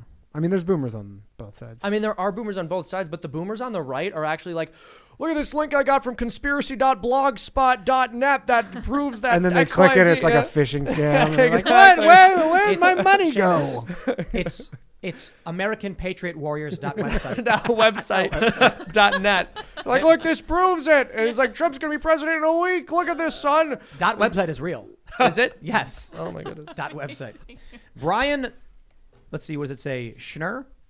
Demand results, Tim. Elon pays attention and will format subliminal results where it's due. Let's grab the narrative, be relevant. The zombies need a shake. That's why we are planning a bunch. I wish we could do everything at once, all this crazy culture jamming stuff, but you can't. You've got to do one thing, wait a month, do one thing, wait a month, do one thing. Because if you did like 10 things in 1 month, it just wouldn't be effective at all. You'd be like just throwing everything at the wall and it wouldn't work. So we've got some plans. Y'all liked the the Times Square thing we did. We've got some plans akin to like hiring 1,000 people to dress up like syringes and run around a city. Yes. Something like that, but not quite like that. We've got plans. Or handmaids. Look. There's a lot of syringes out in LA already. Yes. Oh, that's true. We dress true, syringes yeah. up as people. Yeah. Well, yeah. Hey, We should Elon, I just- want to advise you just to kind of lay off the going after people thing and keep creating stuff. It's amazing he has time for both, huh? I don't know. When he came out and started ragging on the media about Epstein, I'm kind of happy. It's entertaining, but I like the stuff you're Entertaining? building. No, and he's waking people up. There are probably tons of people got who a are like, point. "What's that about?" Yeah, I know. I just don't want another pariah. Well, since Pariah. 2018, he's been talking about something that he called American Pravda, which is where he was wanting to hold the media accountable on his own site. So I think it's just him continuing that idea. Morgan H says, "Hey Tim, looks like Vice is trying to find a buyer. You should make an offer. $10. $10. $10. Too much. Bit high. Oh, Yeah. it is. Yeah, man, that's like, Dude, why now if would, it was virtue.com, are they really trying to sell? Because dude, if they sold, I don't know, 9 years If ago, you bought Vice. I yeah, wouldn't right. do it. Talk about wouldn't do seriously. it, yeah. Talk about buying high and selling low. Like Vice are they really talking about selling? They're Does getting, it would be them getting Yo, sold, basically. Disney wrote down their investment to $0 for Yeah. like $500 million. I mean, it's probably one of those things where you buy them, you go, yeah, you have $400 million worth of debt now. Enjoy. Yeah, Yeah. have fun. oh yeah, for Yeah, sure. yeah, it's Like they pay you to take it. Yeah. They did take on a bunch of debt recently. So there's several ways you can get investment. So I think they took debt, which is like a loan basically.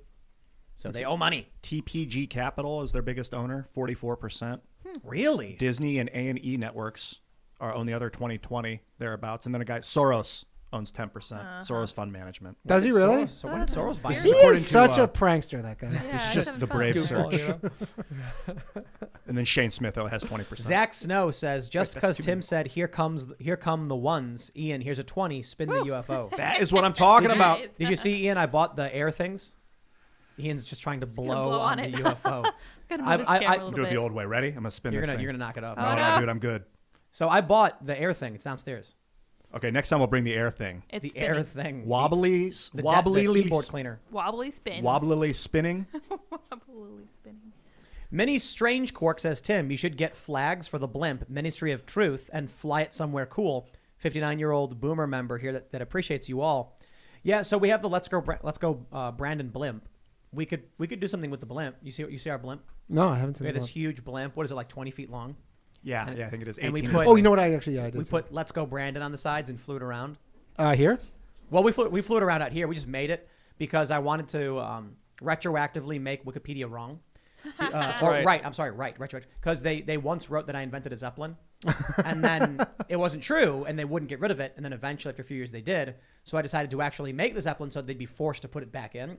And now I did it, but they're still not putting it back in, which is just not fair. But does that count as inventing a Zeppelin? Yes. No. So it was a live streaming Zeppelin modification. Oh. So they're like Tim Pool invented a Zeppelin that could do live streaming from the internet, and so we hired a guy and we built one. It's a weird thing for someone to make up about you. Like that doesn't even sound like something a hater would say. It was because we had done. I had done some of the first work in drone journalism. I actually went down with like the American Drone Coalition government program. Like, where can we set up drone research? And they had no idea what they were doing back in the day when commercial drones started getting released. Like, I'm talking to these guys on Skype from the government. Yeah. And when I was like, think about what someone could put on a drone, and they're like what? And I'm like something dangerous. And they're Rainbows. like what? Like a chemical. And they're like, and then they fly it into New York. And they're like, oh. They're like, sir, are you planning to fly chemicals into New York? They arrest you. No, I was like, you guys need ways to disable these things within certain perimeters. Like, they just stop. Because people like this cheap technology.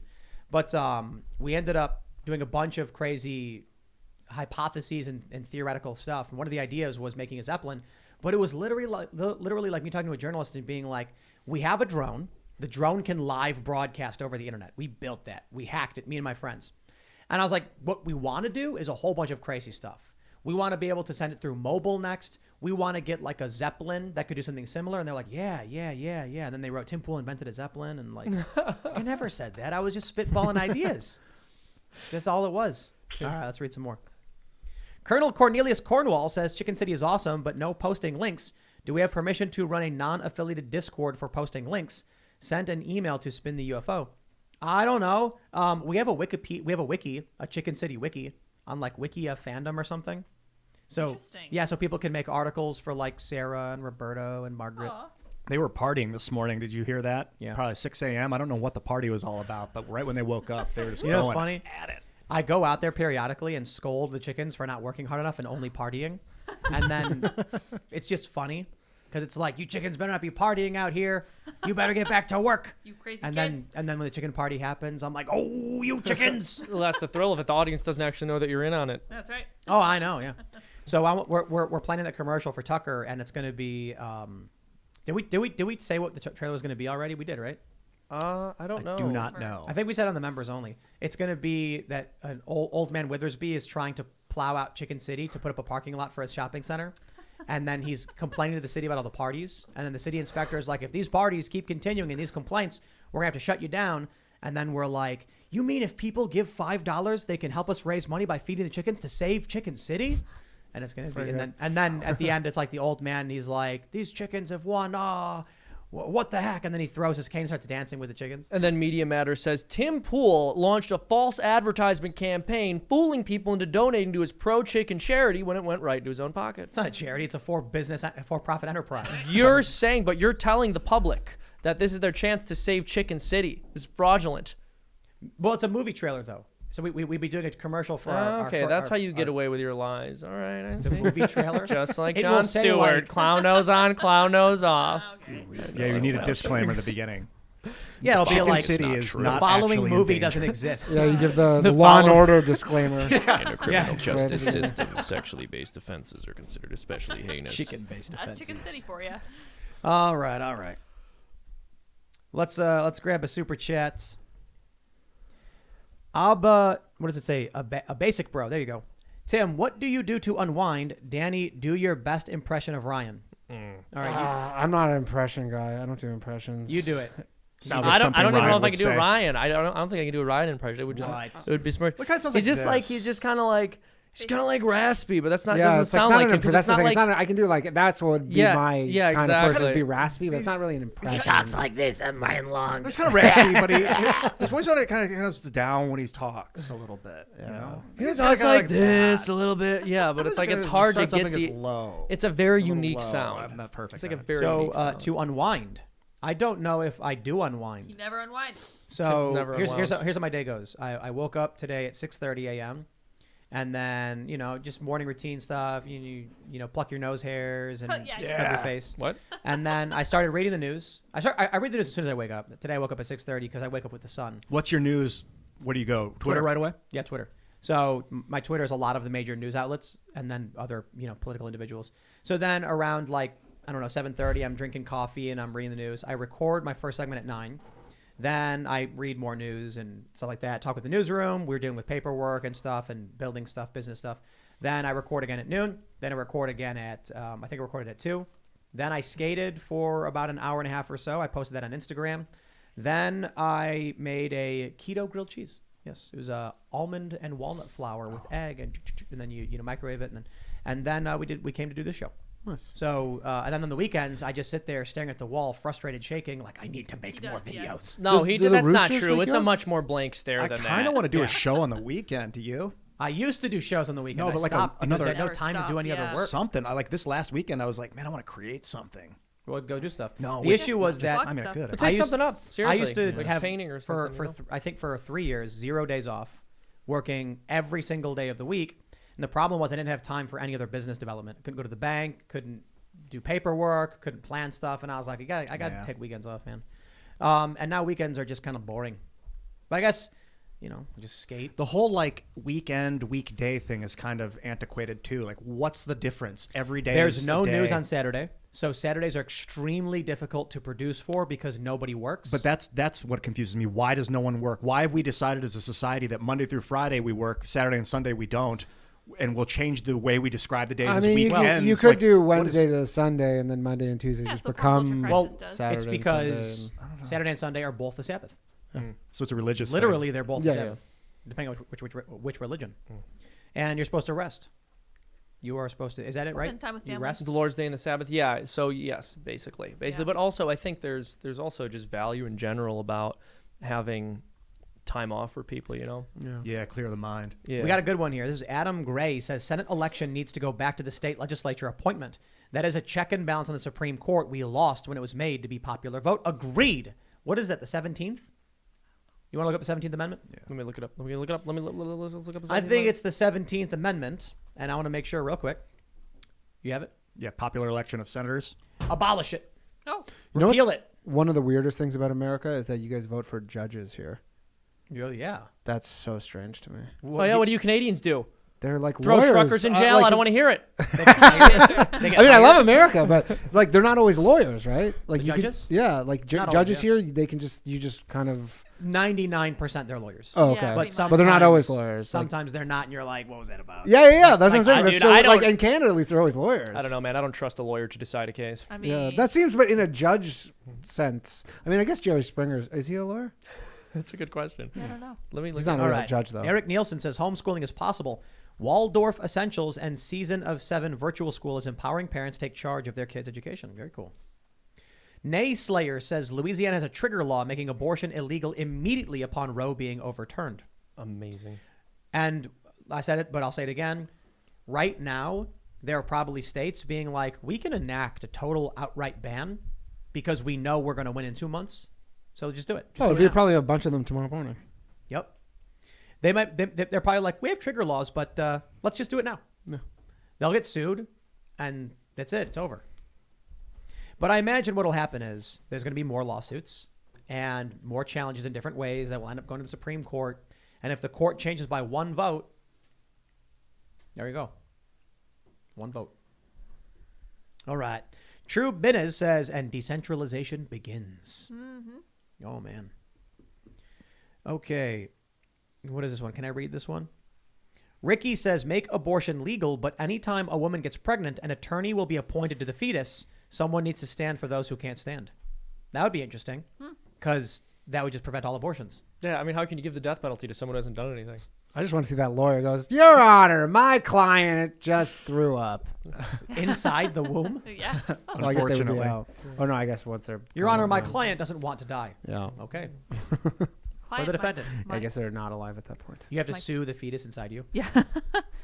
I'm suing you to get it on my body. Oh, I'm going to sneeze. All right, let's go. Bernie Katzroy, what? Smacky frog, that killed me. Which one? Smacky frog. You are a handmaid. He said, you're a handmaid, Harry. That's amazing. We got to write That's that. fantastic. Yeah, Good. can we get someone to write that? Yeah. I'll text it to you. What did you, Seamus. Harry handmaids? on my phone? I don't like that. Harry Handmaids That's a and the different show. Stone's Tale or something like Yeah, that. the Stone's Tale. You're a handmaid, Harry. It's a woman named Harry or what? Oh my gosh. All right. Name is of Harry. What was I going to read? Bernie Katzroy says, Tim, along with classic American literature like Mark Twain's works, I will always be saddened that the same was done to the Laura Ingalls Wilder Award, those Little House books many of us grew up on. Interesting. I'm not familiar. I don't know much about that. Nash McGraw says, compromise. The right gives up the death penalty. The left gives up abortion. Pro-life across the board. Hey, how about that? No killing. Everyone's vegan. No. Then why do you have slave prisoners in that chicken coop who you force to That's make right, money Tim. for you? You force them into labor and Slave. profit I've off their told exploitation. you this already, Seamus. There is a pandemic right now, and I am keeping them safe in that pen from the pandemic that they're not allowed to leave from. I didn't see one chicken in a mask. Oh, wow. Try again. You're right. Well, you know, they don't have to wear masks, but there really is a chicken pandemic going on. I know. That's kind We of gotta keep crazy. I them heard safe. about this. So in exchange for that safety, they just got to do as they're told. Yeah. With the bird And, flu? Yeah. yeah, it's killing all the chickens. Organic So, chickens. these chickens, just it's it's 15 days to slow the spread started January of 2021. And just got to keep going until the cases go down, but they've only gotten worse. So I'm curious how that would be transmitted to the chickens that you have, like a chicken from another chicken city runs on over and he coughs on one of your chickens. Well, we bought chickens. Or they and so go we had to eating quarantine before them. 8 p.m. Without their masks. Yeah, I Like don't know. how would a chicken? What happens is if you get the chickens wet after midnight, It's true. then That's what does it. Yeah. Don't feed them no matter how much they ask you. No, I'm curious. I'm actually genuinely curious about that. How does that? How could that spread to your If chickens? they're eating standing if they up. come in contact with other chickens or Yeah. chicken poop or anything like that. Jet stream. So you're I probably think COVID so, was but spreading through the you're- jet stream. Or you're probably pretty safe. Yeah. But we bought chickens, so they had to be quarantined. Oh, I get what you're saying. Yeah. All right. Baron of Gray Matter says the leaking of this decision could be construed as an insurrection because it incites violence against the government. These are dangerous times. I don't think so, but I see what you're saying. You're a handmaid, Harry. Now get to work. So good. Yo, I can't believe it's crazy. People reporting on this.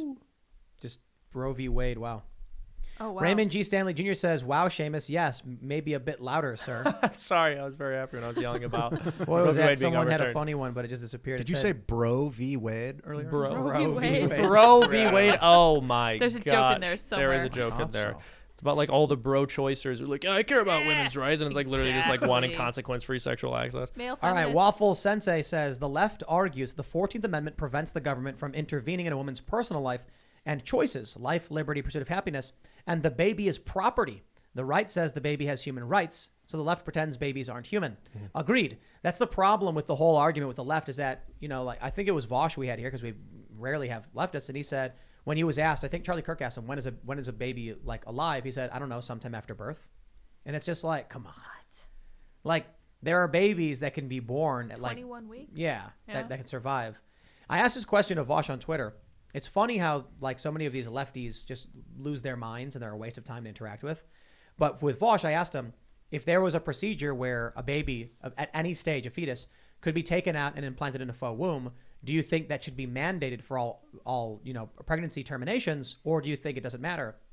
And then he said, I think his answer was like it would have to be up to the mother to decide or something like that. It would be her choice.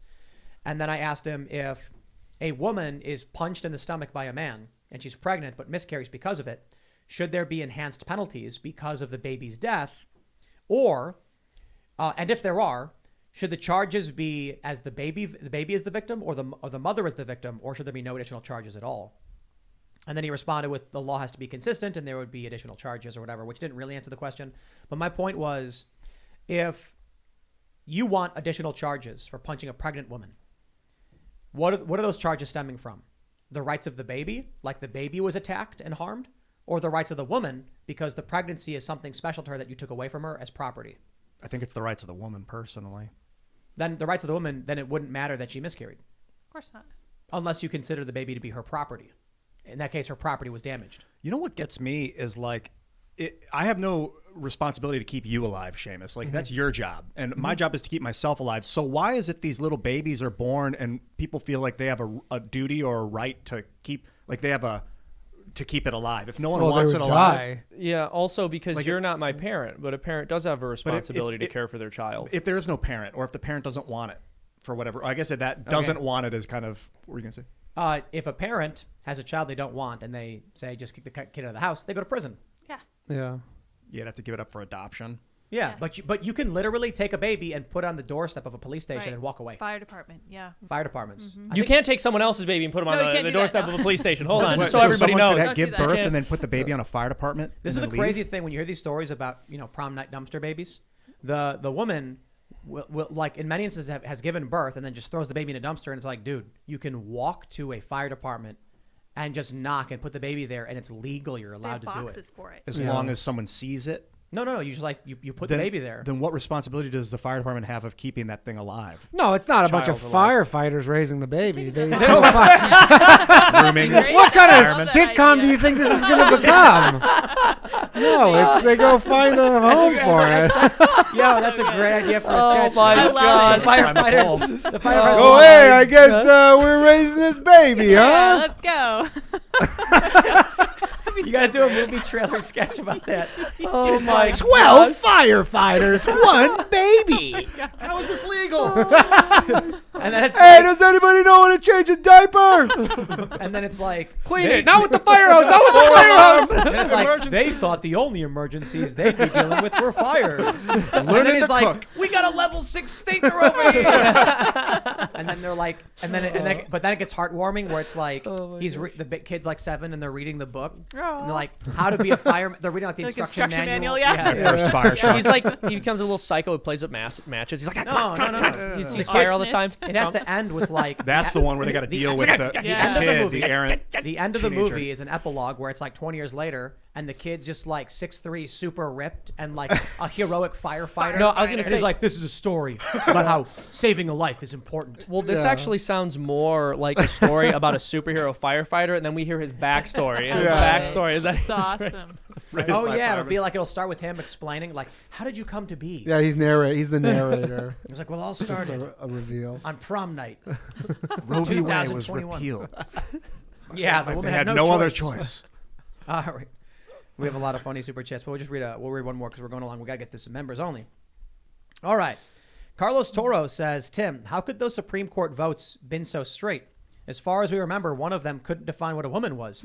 She might be voting on men's abortion since they menstruate as well. It'd be funny if Ketanji voted in favor and like Roberts voted, he voted for Roe v. Wade and she voted against it because she was confused and didn't know what a woman was.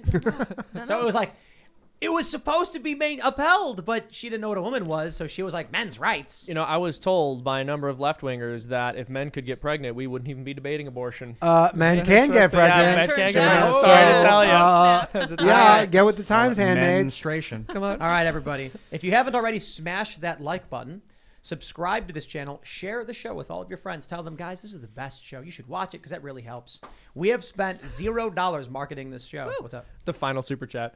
Wait, where do you guys think firefighters come from? That's it. That's totally We only it. have firefighters because women give up their babies. true. In the. Aw. That's why we do it. That's why we do it. What is that name, by the way? I don't want to steal their joke without giving their name. It's just a bunch of random letters. All All right, smash the like button. Head over to timcast.com, become a member. We're going to have that members only show coming up at 11 p.m. But if you want to support us doing our strange culture jamming plans, wait till you see what we got in store. If you like the Times Square billboard, we got more coming. And boy, are we gonna get some people all rustled up. So smash that like button, subscribe to this channel, share the show with your friends. Like I said, you can follow the show at Timcast IRL. You can follow me at Timcast Danny. At Danny Jokes everywhere. Tomorrow night on my YouTube, youtube.com/Danny Polishchuk. It's 9 p.m. Low Value Mail. It's a call-in show. Anybody who's watching can call in. It's a fun time. And then Friday, the Boys Cast with Ryan Long, new episode. I am Seamus Coughlin. I got a YouTube channel called Freedom Tunes. We upload a new cartoon every single week. I just got a bunch of ideas for some new cartoons. Heck So check Please out do that the channel, firefighter. subscribe, Yes. hit the notification bell. When people go to low value mail, where is it? They can just, if they type in Low Value Mail, MAIL, or it's just on my YouTube, youtube.com/my name, Danny Polishchuk. And then the call in, is that all there? Like all the info? Yeah, 9 p.m. You'll see it. It's you can just call once the phone line's open. You can call in. I bill it as like a bad advice show, but we can Yes. talk about whatever. It's fun. I give really bad advice. I give some good advice sometimes, and but it's just a fun time. I want to give a special shout out to everyone out in chat that was rolling 20s for me all night. I saw tons of 20s in the chat tonight, and I'm looking for 20 more of them tomorrow. So I love you all, and I'll see you later. So Tim said that we haven't done any marketing, and I don't think that's entirely true because all evening I've been getting, I don't know if you guys are familiar with iFunny. I'm sure some of you guys are on there. It tends to be conservative, but they have a lot of memes. And a lot of our titles from our clips are going viral on iFunny. So he's just sending me these screenshots. I'm like, that's not paid marketing, weird. though. It's not paid marketing. It's correct. But it is a form of marketing, which I love. No, the no, viral marketing, not paid. We've not spent any money on marketing for this show. Right. It's but, all that will change. it's all grassroots, which I really love. I think that's even cooler than actual I remember marketing. several people being like, so, to get to this point, like, how much did you have to spend in marketing? And I was like, nothing. I don't 0. know. And they were like, wait, what? I was like, we didn't spend any money. And they were like, you mean that your channel's organic? Yeah. All of it? And I was like, yeah, it's all organic. And they were like, whoa. That's kind of thing about one of the things about YouTube that really is great is that its marketing is built into the system itself. So like it will propagate you to the top if your stuff is good and does well. No, bro. Well- Not all the time. Most shows are marketing. Yeah, even PewDiePie would complain about the YouTube algorithm, and the algorithm is really what questions. Anyway, you guys can follow me at Sarah Patchlids on minds.com and Twitter, and I will see you all later. We will see you all over at timcast.com. And while you're waiting, head over to Chicken City and watch some sleeping chickens. Just go to chickencitylive.com and you'll see that live stream right there, and they're all just peacefully slumbering. And then at 11 p.m. we'll publish that members only, and we'll see y'all there. Bye, guys.